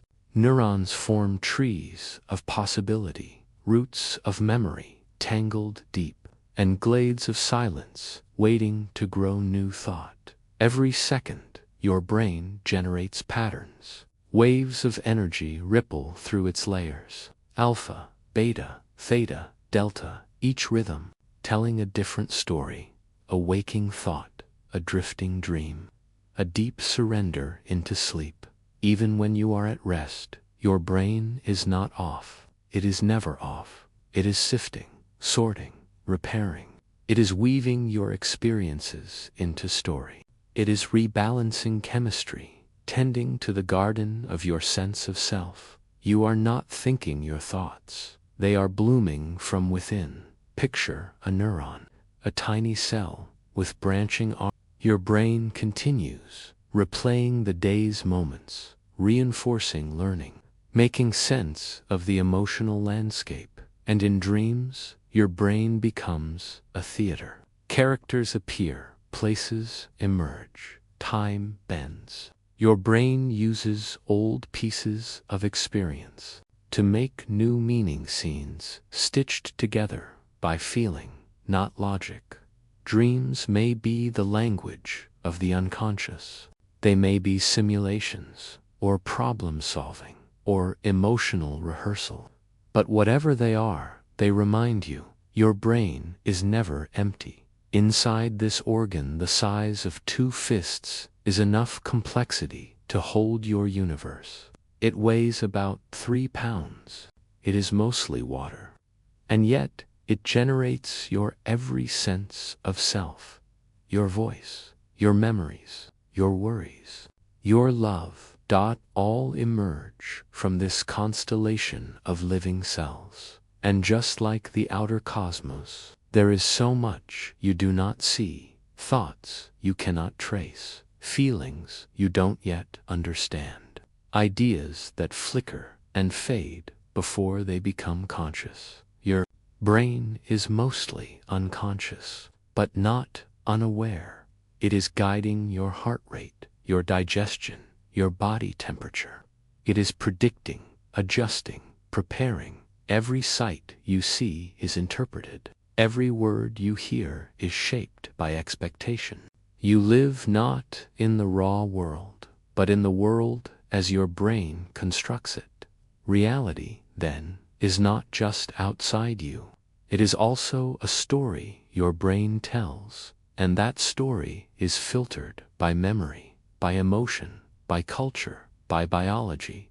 Even now, your brain is deciding which sounds to ignore, which memories to replay, which sensations to highlight. It is curating your experience, like an artist choosing light and shadow. And somehow, from this living canvas, a sense of I emerges, not as a thing, but as a process. You are not just your brain, but your brain is where the story unfolds. And the more you understand it, the more you see. You are not a single thought. You are not a single mood. You are not a fixed point. You are change. You are movement. You are awareness, emerging moment by moment. And even as sleep takes you, this inner universe continues. Stars of thought continue to shine. Clouds of feeling drift across memory's sky. You are never fully alone in the quiet of night, for within you, the mind hums on a private galaxy, a whispering storm, a dreaming forest. And just as the outer universe expands outward, your inner universe stretches inward, searching, remembering, imagining what lies at the center of this inner cosmos, what stirs behind the rhythm, behind the light. And if you listen closely, is there a space where the mind meets something deeper still? You are lying down now.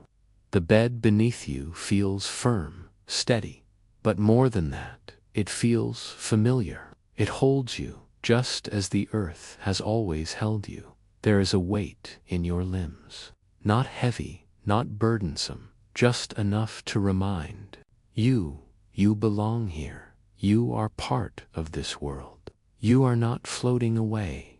Gravity is quiet. It doesn't shout or strike. It doesn't shine or burn. And yet it shapes everything. It curves space itself. It is not a force that pulls from a distance, but a bending of the world that says, gently, this way, come closer, rest here, you feel it now in the softness of your spine against the bed, in the steady downward tug of your hands, in the stillness that surrounds you like a gentle cocoon. Gravity began with the universe, with the first moment, the big unfolding. Even then, it was there, drawing, shaping, assembling. It gathered hydrogen into stars, stars into galaxies, galaxies into clusters. It whispered to the scattered, inviting them toward togetherness. Even the moon listens, held in orbit, not by a leash, but by the shared dance of curved space and silent pull.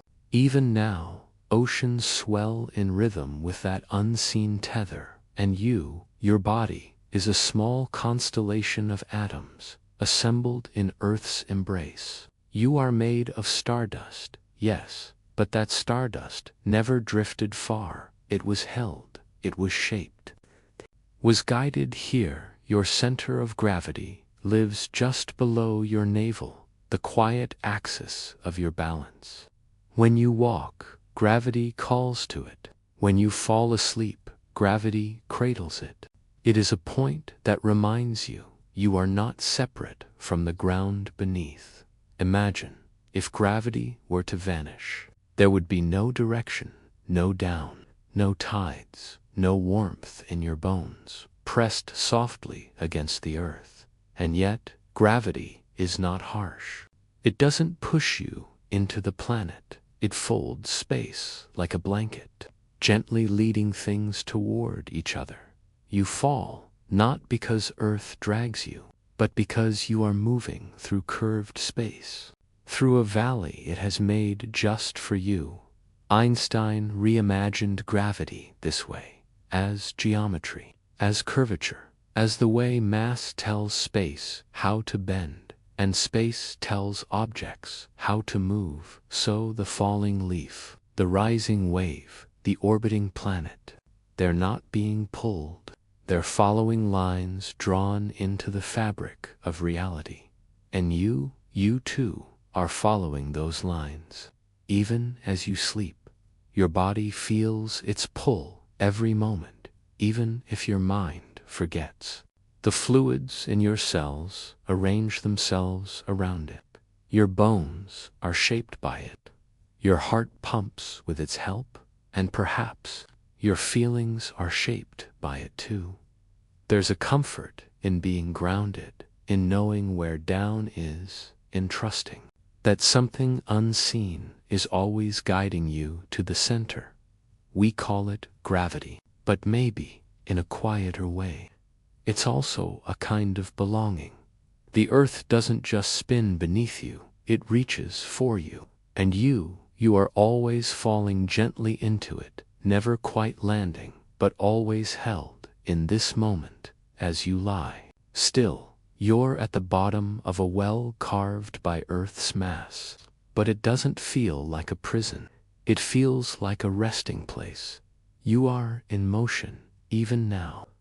Earth spins at over 1,600 kilometers per hour at the equator. It orbits the sun at about 30 kilometers per second. The solar system moves through the galaxy. The galaxy itself dances with others. And through all this motion, gravity holds the steps of the dance together. Without it, there would be chaos. With it, there is rhythm, structure, home. Maybe that's why, in the language of emotion, we borrow its name. We speak of feeling grounded, of the gravity of a moment, of being pulled toward something. We intuit what physics reveals, that to be drawn in, to be connected, to be held, these are the conditions of life. Think of astronauts, floating far above Earth. They describe a strange sadness, a longing for the pressure of feet on soil. They speak of Earth not just as a planet, but as a presence, a pull, a promise. And when they return, they weep at the sound of birds, the feel of rain, the quiet gravity of a shared breath. You do not have to float away to feel this truth. You feel it now, in the way your breath rises and falls and settles. You are not adrift. You are part of the story, gravity writes. A chapter held softly in place by the curve of space and the weight of wonder. So rest now, knowing the earth is beneath you, not just a rock, but a companion, And as your body relaxes, as your muscles yield to sleep, notice how every part of you is drawn gently downward. You are never truly still, but you are always held, even in dreams. Gravity tugs at your thoughts. You are home, and beyond this stillness, beyond this soft pull, there waits another question. If gravity connects everything with mass, what then connects minds? You exhale slowly.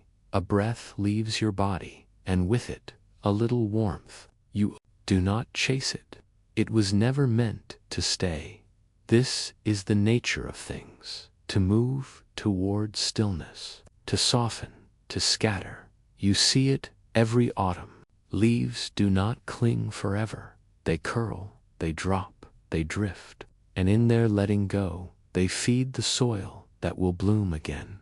Entropy is not chaos. It is not destruction. It is the simple tendency of all systems to spread out, to relax from tight order into wide, quiet openness. A cup of hot tea cools. A wave loses its crest. A memory fades at the edges. All of this is not error. It is the flow of time. In physics, entropy measures the number of ways things can be arranged.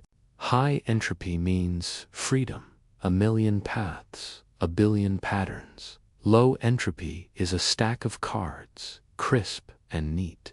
High entropy is the shuffle that follows. At first, this may seem sad. Why does order fade? Why does warmth dissipate, crumble, life grow old? But take a breath again, gently, and notice this fading makes room. The stars themselves obey entropy. They burn through their fuel, shed their light, and eventually they yield. A white dwarf cools for billions of years.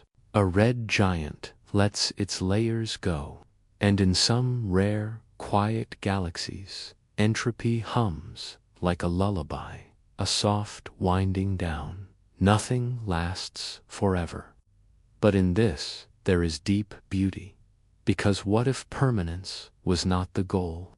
What if the gradual loosening, the return to silence, was the most natural rhythm of all? Your own body understands this. Every second it lets go. Old cells die, proteins break down, neural connections dissolve and renew. You are a masterpiece of continual surrender. Even your thoughts, they arrive, linger, and fade. Some memories stay longer. Others drift into fog. This is entropy at play inside you. And yet, you still remain whole. Order is not the only kind of meaning. Sometimes, what loosens is what frees you. In deep sleep, your brain slows its patterns. Random firing, gentle chaos. Washing over circuits, clearing, resetting. Entropy is the bath of the mind. Even language forgets itself. Old words disappear. Dialects fade. And still new poems are written. New lullabies are sung. And space is possibility without entropy. Everything would remain locked in place, forever rigid, forever cold. Instead, because of entropy, heat spreads, molecules wander, life evolves, time flows. It is the gentle engine that powers the unfolding of existence. Even black holes, those keepers of stillness, eventually lose their grasp. Stephen Hawking showed us. They to radiate, fade, disappear. The most solid things are not immune to letting go. So what does this mean for you? For the body that will one day soften, for the stories that will blur, for the grasp you loosen night after night in sleep. It means this: letting go is not a failure. It is a function of being alive. It is not the end of meaning. It is what allows meaning to move. A tight knot cannot breathe. A clenched hand cannot receive. But a mind that lets go can drift into peace. Right now, you are loosening not into chaos, but into spaciousness. The order of your day is dissolving. The rhythms of thought slow. The structures of attention release. You become more wave than shape, more mist than stone. And still, you remain you. This too is entropy. A return, not a disappearance. Somewhere inside, a deeper rhythm remains. The self beneath the patterns. Because it is not fixed, it flows, it sings, it sleeps. Entropy is not the end. It is the breath between, the silence after music, before the next note arrives. So let yourself soften, let yourself scatter, let yourself be remade in the dark, because even the stars had to let go in order for you to be born. You are stardust that drifted, settled, formed. And now you drift again toward the gentle quiet, and in this quiet, a question remains. If everything tends to fade, what is it that remembers you? There is a kind of hush in the chaos, if you listen with your eyes. Roaring, but at its heart, a spiral, a balance, tucked inside disorder. You've seen it before, in the branching of trees, in the lacing veins of leaves, in the curl of a seashell, the way galaxies spin, the quiet repetition of petals. Nature is not random, not really. It only wears that costume sometimes. Fractals, they're called. Endless, self-similar patterns. Shape again and again and again, like your own thoughts, layered, spiraling, familiar. Symmetry lives everywhere, but not always in straight lines. Sometimes it hides as brokenness, as turbulence, as the unpredictable. But look again. The fluttering of a candle's flame is governed by laws, just as much as the orbit of a planet. Chaos is not the absence of rules. It is the presence of many rules, interacting in ways your mind can barely track. Your heart doesn't beat evenly, and yet its rhythms are healthy. A perfectly timed pulse would be a sign of illness, not life.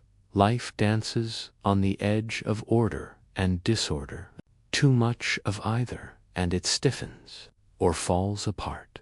This edge, this threshold, is where complexity blooms, where you emerge. Consider the butterfly's wing, mirrored left and right, yet never exactly the same. Perfect imperfection, or your own face, subtly asymmetrical and still harmonious. In physics, symmetry means more than beauty. It means conservation, balance, predictability through change. Spin a particle, rotate the universe, and some truths stay the same. Laws that hold, even as forms transform. That's symmetry. A kind of trust woven into the fabric of reality, even randomness. The kind that shapes weather patterns or your dreams, follows strange attractors, mathematical shapes to which motion returns again and again. It feels wild, but it dances inside a boundary, like your thoughts, roaming, but orbiting familiar themes. Chaos theory doesn't say the world is lawless. It says the world is sensitive, delicate, tuned. A butterfly's wing, a heartbeat, a whisper, they matter. Tiny changes ripple, not because they destroy order, but because they pass it on in new directions. You are not separate from this. Inside, your body signals loop and echo. Your brain hums with feedback. Thoughts beget thoughts, like ripples across a pond, and still you find patterns. You build meaning. You see shape in the swirl. That is the gift of perception. to gather the scattered and feel it as one. Your fingerprint spirals, but it does not scatter. Your DNA twists, but it repeats in codes. Symmetry and chaos are partners, not enemies.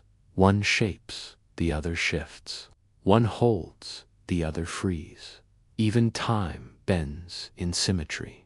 Walking only forward, you dream in chaos, wild, non-linear stories, but you wake up whole. You gather the pieces and make sense. Perhaps meaning itself is the symmetry beneath your chaos. Maybe your life is not a straight line, but a spiral, returning again and again, but never the same way twice. Growth is like that. Healing too. You revisit what hurts, but from new angles. You come back stronger, softer, more aware. Nothing is wasted in this dance, not even disorder. And so tonight, you lie in bed and feel the gentle tangle of your day begin to loosen. Emotions swirl, but they do not undo you. Thoughts come fast, but they soften with breath. This, too, is part of the pattern.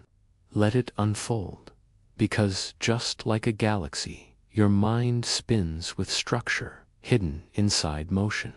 What feels scattered may simply be in motion. What feels broken may simply be unfinished.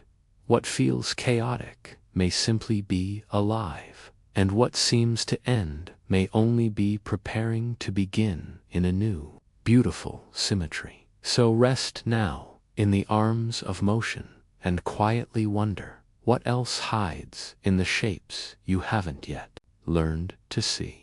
You lie still, but you are not alone. Even now, in the hush of night, millions of beings whisper within you. You breathe in slowly, and as the air settles in your lungs, it is not just your breath, it is the breath of a vast living system. Your body, this soft architecture, is not one self, but many. Every heartbeat is a meeting, every step a shared rhythm. You are not a single voice, but a symphony. You are a colony of cells beneath your skin. Trillions of cells hum with purpose. Each has its task. Some build, some clean, some carry messages, some defend your edges like quiet sentries. They live, they die, and they are replaced. And yet, the whole of you goes on. You are not static. You are a river that remembers its shape, even as its waters change. Your skin renews itself, a soft shedding of the past. Your gut is lined with neurons, whispering thoughts you don't herb it deeply feel. It senses what your mind does not. A second brain, some call it. A system of intuition, of knowing without words. And then there are your microbes, tiny beings, not you, and yet part of you. They outnumber your human cells. They digest, protect, influence your mood. They shape your cravings, tilt your thoughts. They are your silent partners. Isn't it strange to think that your choices, your feelings, might be whispered by beings you cannot see? But isn't that true of all your parts? You are not the one who beats your heart. You do not command your liver, or the quiet tides of your hormones. These selves within you carry out their ancient tasks, not by orders, but by ancient choreography. Each organ, each cell, knows its role, like dancers in a forest clearing, moving to music no one hears, are the result of trillions agreeing to be you. Even your brain itself, a colony. Neurons flash and rest, talk and fall silent. You are not just one thought, but thousands, flickering. Some say consciousness emerges not from a single spark, but from the crowd. Like a city lit at night, no one light defines it, but together they make something radiant. And what of the cells that remember? Immune cells carry history, tales of every illness, every invasion. You have memory written in your blood. Touch your chest, beneath it. Your heart keeps time, but you are not the drummer. Sleep now, and it keeps going. Wake in fear, and it races. Fall in love, and it sings. The organs listen, not to your voice, but to the quiet signals flowing beneath thought. This harmony is delicate, but resilient. You fall ill, and your body adapts. You heal, and the cells rebuild, not because you ask them to, but because they know how. You are not a puppet master. You are the music that rises from the instruments. You are a flock of starlings, turning in unison. You are a coral reef, buzzing with color and life. At night, when you rest, the village within you does not sleep. Some cells clear the debris, some strengthen the walls, some whisper to your dreams, and still you say, I am me. And you are the story told by this congregation. But perhaps you is not singular. Perhaps you is a we, a gathering, a mystery held together by touch, by breath, by longing, and by memory. Even your voice, the sound of it, is not one thing. It is air, lungs, vibration, shaped by the mouth, tinged by the heart, even silence. Your stillness now is made of movement. Your cells keep talking. Your blood keeps flowing. Your microbes keep tending to. Is a center, not a commander, but a feeling, a presence, a knowing. The you that watch. Sound is not a thing. It is an event, a happening between matter and perception. It begins with movement, a trembling string, a gust of wind, a breath through vocal cords. That movement ripples through air, then through bone, fluid, and flesh. And then you hear. But hearing is only one way to describe it. You also feel it. The bass in your chest at a concert, the murmur of a loved one's voice, not just in your ears, but in your ribs, your spine. Your body is a resonant chamber, finely attuned to the frequencies of life. Even before you were born, sound shaped you. Inside the womb, cushioned by fluid and darkness, you heard the rhythmic thump of a heartbeat. You heard the soft roar of blood moving through arteries, the muffled melody of voices from the outside world. Those early sounds imprinted themselves upon your nervous system, weaving comfort into repetition, into rhythm. Now, as you rest, remember, every sound has a source. But also, every sound is shaped by space, by the hollow of a cave, the wooden walls of a cabin, the curve of your own ear canal. You do not just hear what is said, you hear where it is said. Sound maps space through echo, delay, and depth. Birds know this, so do whales. They use echoes to see without sight, feeling their environment through the return of sound. Bats navigate forests in darkness. Dolphins call each other by name across oceanic distances. The world is full of conversations you cannot hear, not because they are not happening, but because they happen in frequencies outside your range. Your ears, remarkable as they are, only detect a thin sliver of vibration, about 20 to 20,000 hertz. But that is enough to hold symphonies, lullabies, language. Enough to hold grief and joy in a single sentence. Enough to be moved, because sound is movement, and movement moves you. Think of how a favorite song can bring you to tears, not just because of its lyrics, but because of its texture. Certain chords open the heart. Certain melodies recall places you have never visited. Music bypasses analysis.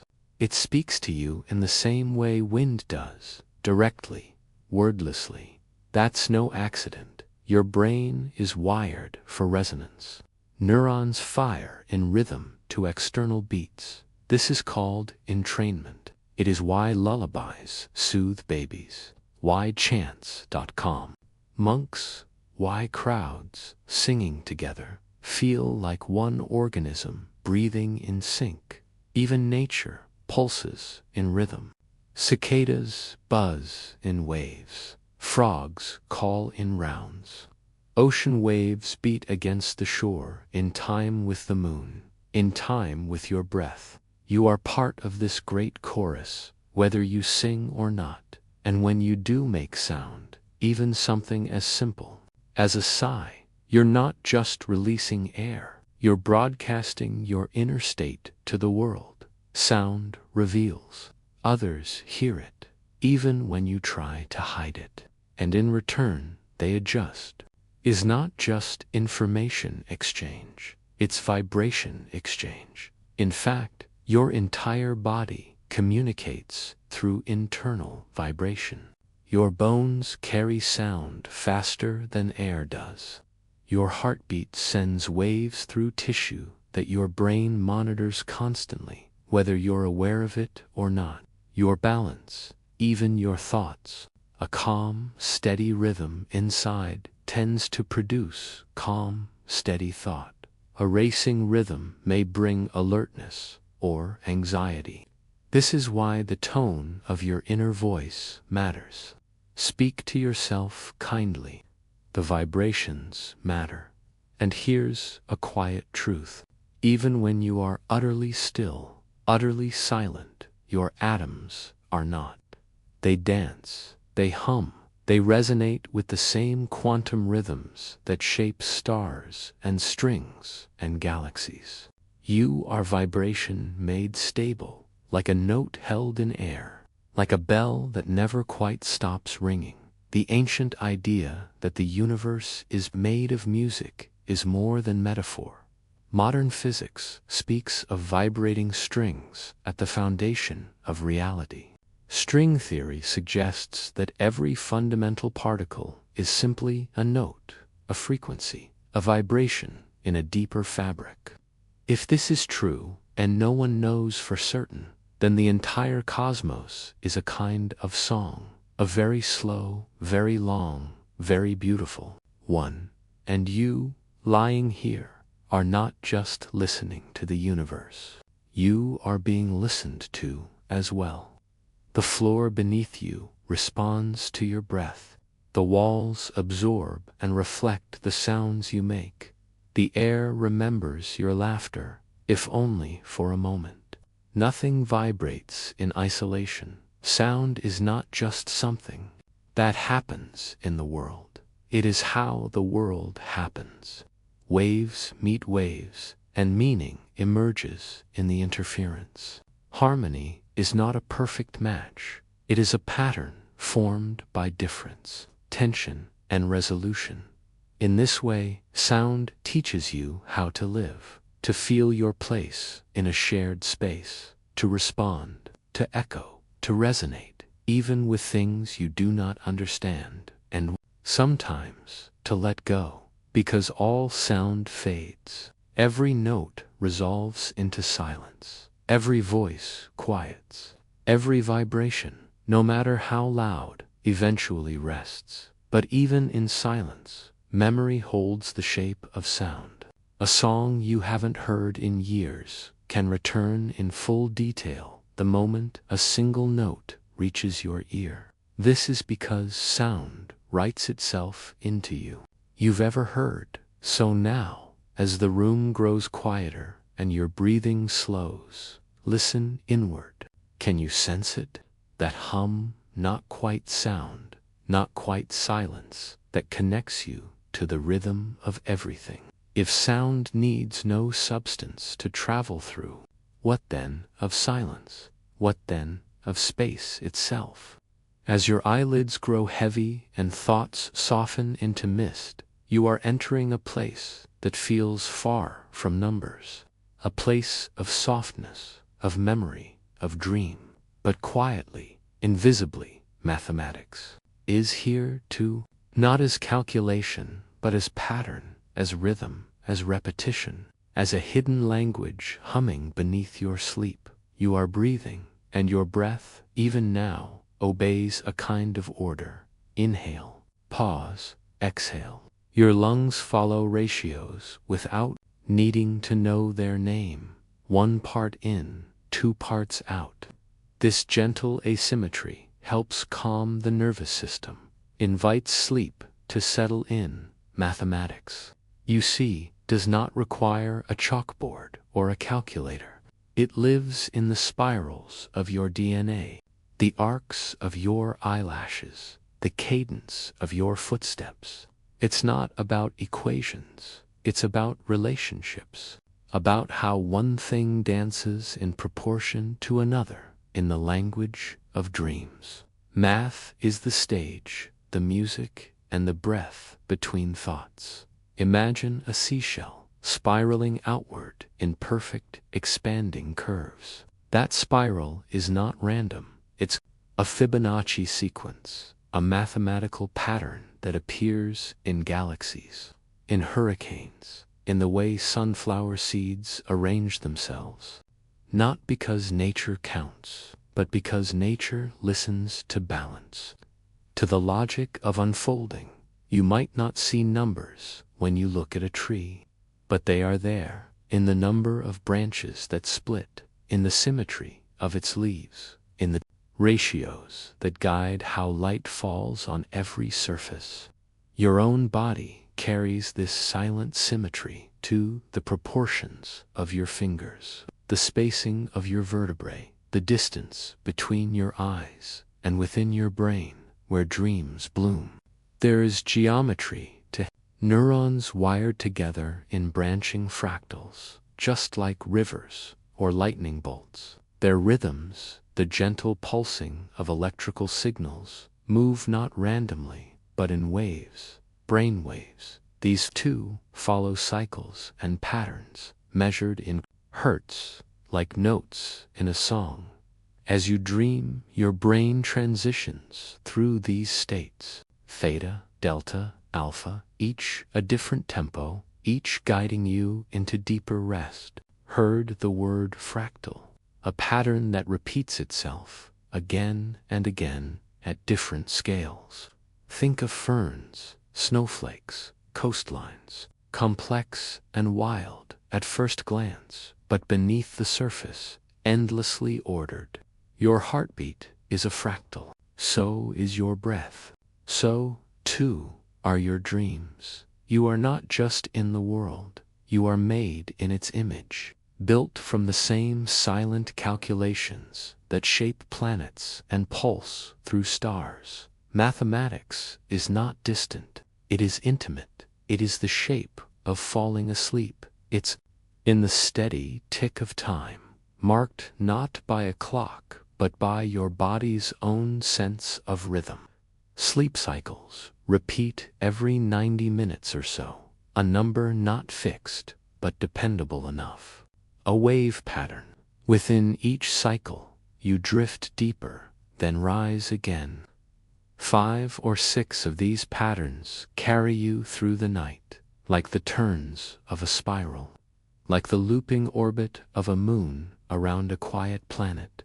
And in your dreams, numbers shift into metaphor. The mind loosens its grip on logic, but the structure remains. There are motifs, returns, unexpected symmetry. A door becomes a tunnel, becomes a memory, becomes a light. You wake up uncertain of the story, but sure of its music. Even in the seeming chaos of dreaming, your mind craves coherence.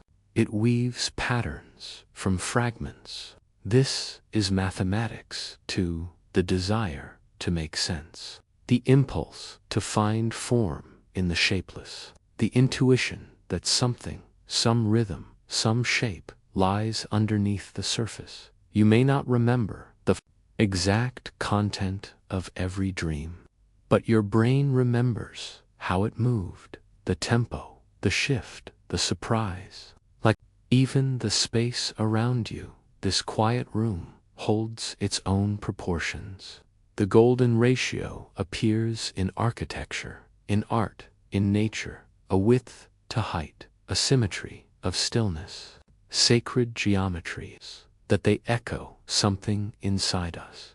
And perhaps that's the deeper truth of mathematics. Not that it explains the universe, but that it reflects it, that it mirrors back to us the deep harmony of being, that it reminds us, gently, persistently, that we belong to a world not only of matter and breath, but of meaning. As you lie here, drifting, you are participating in an ancient pattern, one that began long before your birth and will continue long after, like waves meeting the shore, like stars wheeling above. Close your eyes. Notice the silence between thoughts, the pause between breaths.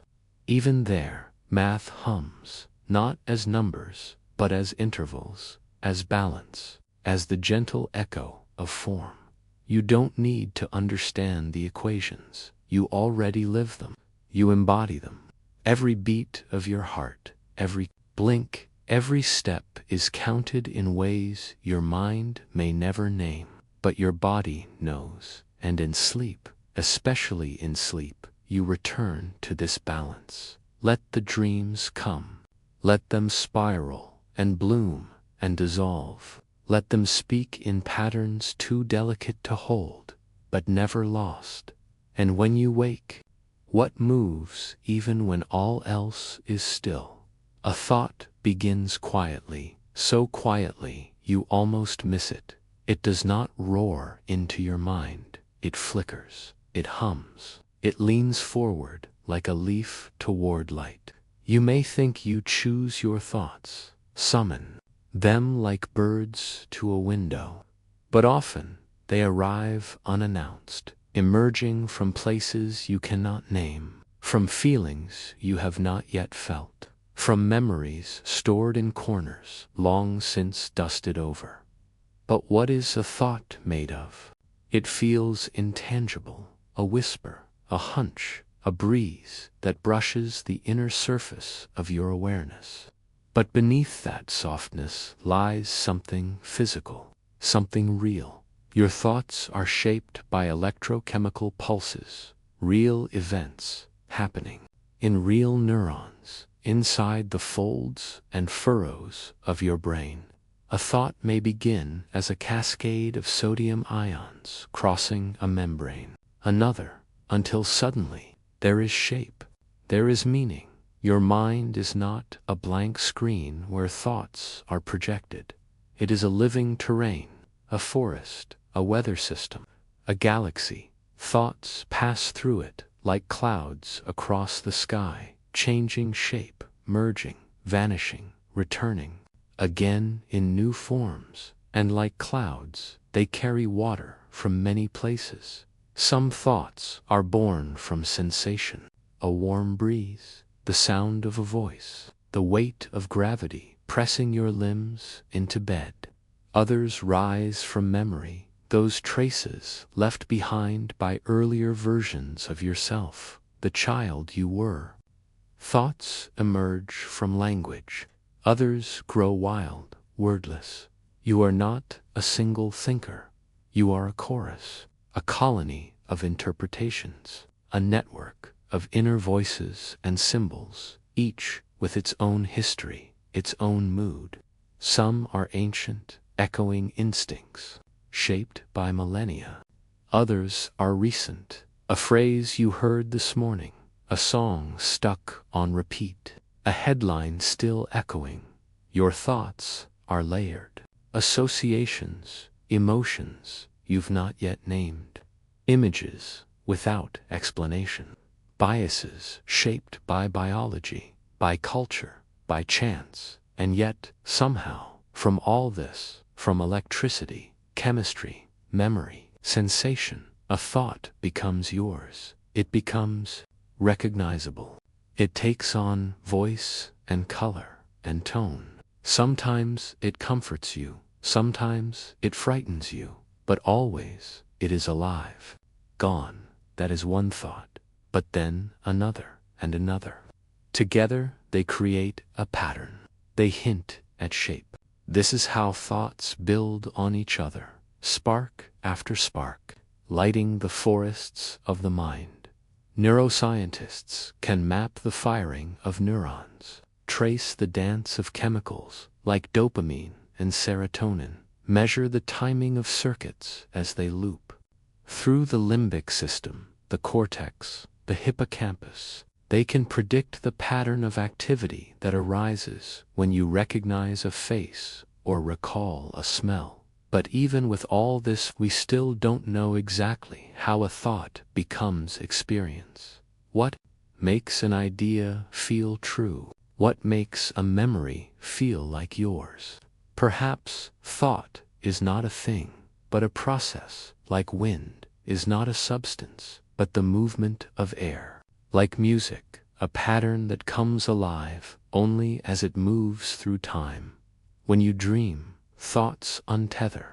They float, they blend, they wear masks and costumes and play roles. And yet, in that dream world, some part of you still thinks, still decides, still wonders.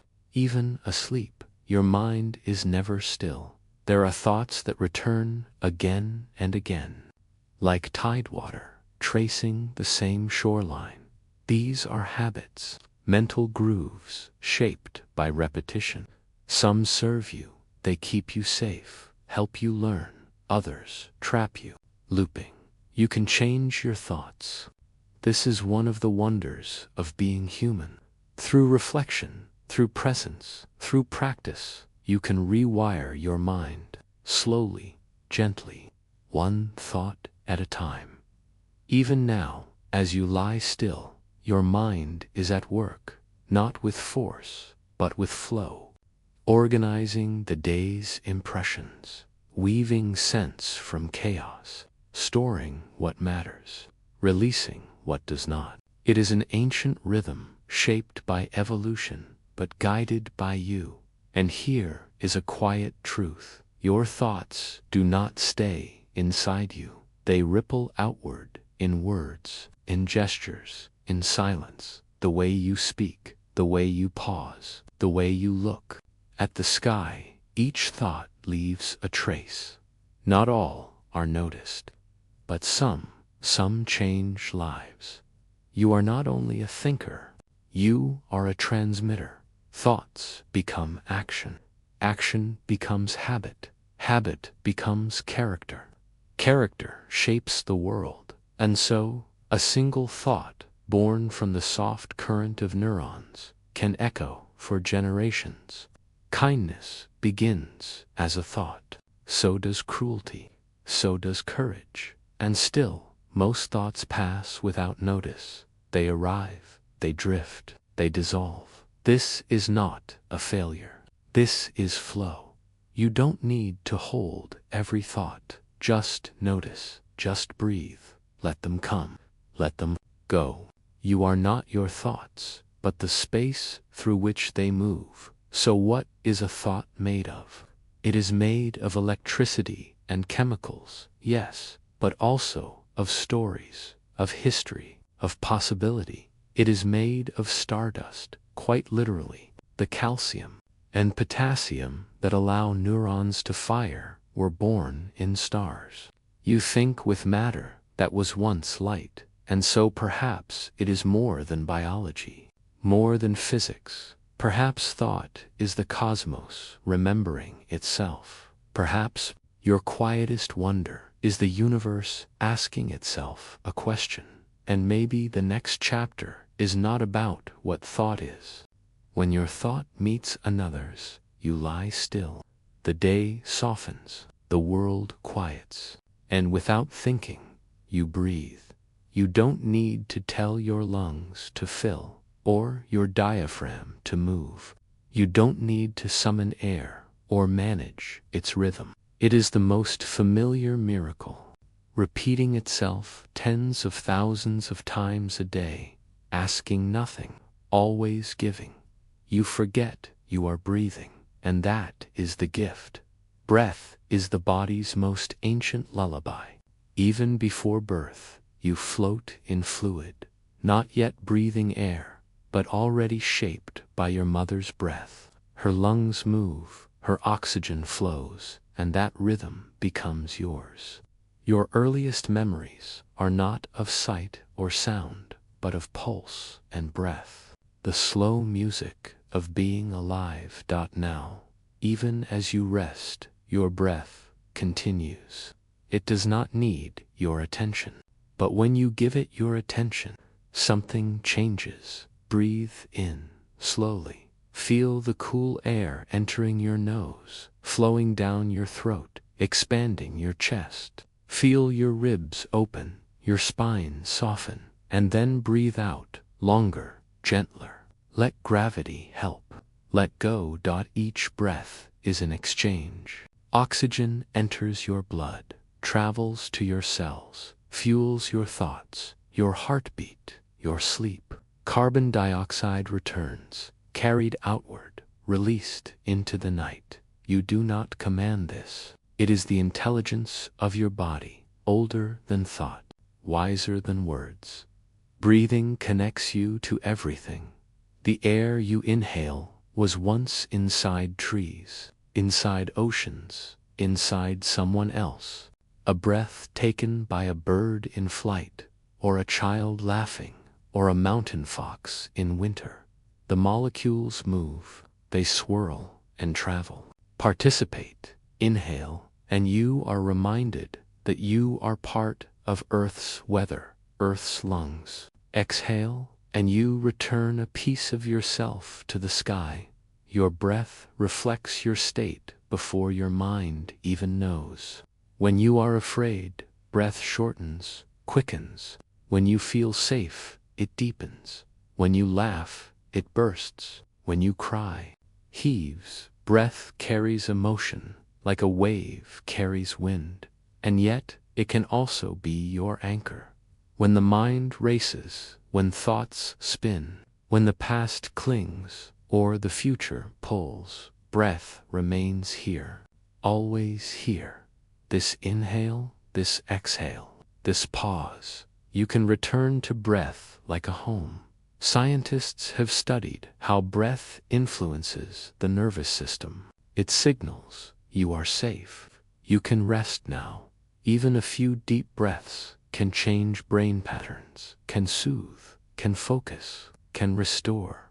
In meditation, breath is often the center, not because it is mystical, but because it is honest. It does not lie. It cannot pretend. It shows you how you are. And yet, breath is also incredibly adaptive. When you run, it quickens. When you sleep, it slows. When you sing, it shapes itself into melody. When you speak, it becomes voice. Every word you say is carried on an exhale. Language, laughter, poetry, all built from breath in that way. You are always singing the world into being. Even silence is shaped by breath. The pause before a sentence, the hush before sleep, and in sleep, breath continues, slow, steady. UNOBSERVED. It moves in waves, deeper in some stages, shallower in others. During dreams, it may quicken with emotion. During deep sleep, it may almost disappear, so gentle it barely stirs the air. And yet, it never stops. It is the quiet guardian holding you through the night. If your thoughts are like clouds, breath is the sky. If your moods are like weather, breath is the horizon, always present, always open.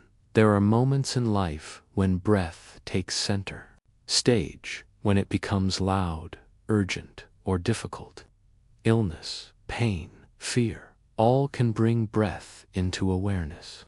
But even in these moments, breath is trying to help, trying to keep you tethered, trying to keep you here. And then there are moments of awe, when breath is taken away by beauty or joy or love, when you gasp, not in fear, but in wonder. It is in these moments that you realize breath is not just survival, it is presence, it is intimacy, it is the soft thread that connects you to yourself and the world.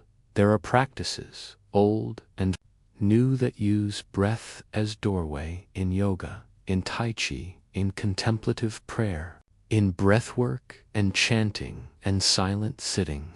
Across time and culture, breath has been a bridge, a way to enter deeper states of awareness, a way to heal, to remember, to return. But tonight, there is no need to practice anything, no need to change. Simply notice. You are breathing. You are being breathed. Inhale. The world enters you. Exhale. You offer something back. And as you lie here, quiet, warm, supported, your breath continues to rock you, like a boat on slow-moving water, like a cradle beneath stars. You do not have to do anything. You do not have to be anything. Just let yourself be carried by the breath, and notice how, even now, the breath softens the edges of your thoughts, like mist over the sea, like moonlight on stone. Somewhere beneath the breath, deeper than oxygen, deeper than rhythm, there is something else, a stillness, a listening, and maybe, in that stillness, you begin to wonder, if breath is the body's anchor, what is the soul's? You lie beneath a sky you can't quite name. Stars shimmer like scattered thoughts, galaxies stitched into velvet. Behind each twinkle is a distance too vast for language, and a time too old for memory. And yet, as your eyes soften and your breath slows, you find comfort in this not knowing. This is the edge of what we know. Science is often imagined as certainty, facts, formulas, truths engraved in stone. But really, science is a candle in the dark. Its light flickers and dances, casting shadows behind every answer. For each equation solved, another arises. For each mystery uncovered, a deeper one hums beneath it, quiet and waiting. You live here, on the edge, where answers meet awe. The more we learn, the more we are humbled. We thought atoms were solid, then found they were mostly empty. We thought time was fixed, then Einstein bent it with gravity. We thought the earth stood still, and then we felt it spin beneath our feet. Science keeps changing, not because it is broken, but because it is alive. It is curiosity, shaped into method. It is wonder, made into maps. A long, patient listening to the universe. You are not separate from this process. You are part of it. Your body holds its own questions. Your dreams stir with hypotheses. Every child who asks why is a scientist in motion. And yet, the more you explore, the more you realize we don't know very much. We don't know what most of the universe is made of. Dark matter. Dark energy, the invisible majority. We don't know what consciousness is or how it arises. We don't fully understand memory or the deep ocean or why time seems to move in one direction. But not knowing isn't failure. It's space. It's invitation. The edge of knowledge is not a wall, but a horizon. A place to gaze, to imagine, to rest. Like standing at the edge of the sea, you can learn the tide charts, the salt's composition, the waves' height, but you'll never measure the ocean's feeling. That part isn't lost. It's just beyond. And still, you return. Science isn't here to solve everything. It is here to notice, to connect, to wonder deeply. It is here to say, look at this, isn't it beautiful? Isn't it strange? Isn't it worth exploring, even if we never reach the end? That's where you are now. On the trail that keeps extending, imagine standing with astronomers, peering through telescopes, finding planets wrapped in ice or clouds of flame. Imagine biologists discovering life in boiling vents, in frozen deserts, in caves that haven't seen sunlight for millions of years. Imagine physicists teasing out particles so small they vanish between measurements. Each step forward leads to more intricate patterns. You start to see that nature doesn't repeat exactly, but it rhymes. Spirals in seashells echo galaxies. Tree branches resemble blood vessels. Lightning forks like rivers. Fractals unfold again and again in leaf and lung and coastline. Patterns suggest meaning. But even when you see the pattern, you may not know why it's there, and so you rest. In the in-between, where observation becomes poetry, where answers soften into questions again, this is not confusion, it's complexity, it's richness, it's the humility of standing on a planet whose core we've never touched, orbiting a sun we don't fully understand, inside a universe whose edge we cannot see. And yet, you are not lost, you are rooted in the known, the beating of your heart, the breath in your lungs, the arc of moonlight across the floor. The known holds you, even as the unknown surrounds you. This edge, this bright line between clarity and wonder, is where discovery lives. It's where artists and physicists meet, where dreamers and engineers shake hands, where imagination feeds understanding and silence leads to insight. Even in sleep, your mind moves along this edge, piecing together what it has seen, asking quietly, what if? Many of the greatest insights arrived not through hard thinking, but through surrender, a walk, a nap, a sudden realization in the bath. The subconscious, gentle and patient, working with what it has gathered. So tonight, as you lie here, your thoughts soft and slow, you too are part of that process. You may not solve a great equation, but you might feel its shape. You may not name a new species, but you may dream one into being. The universe doesn't require you to know it completely, only to be curious, only to remain open. Even your senses are limited.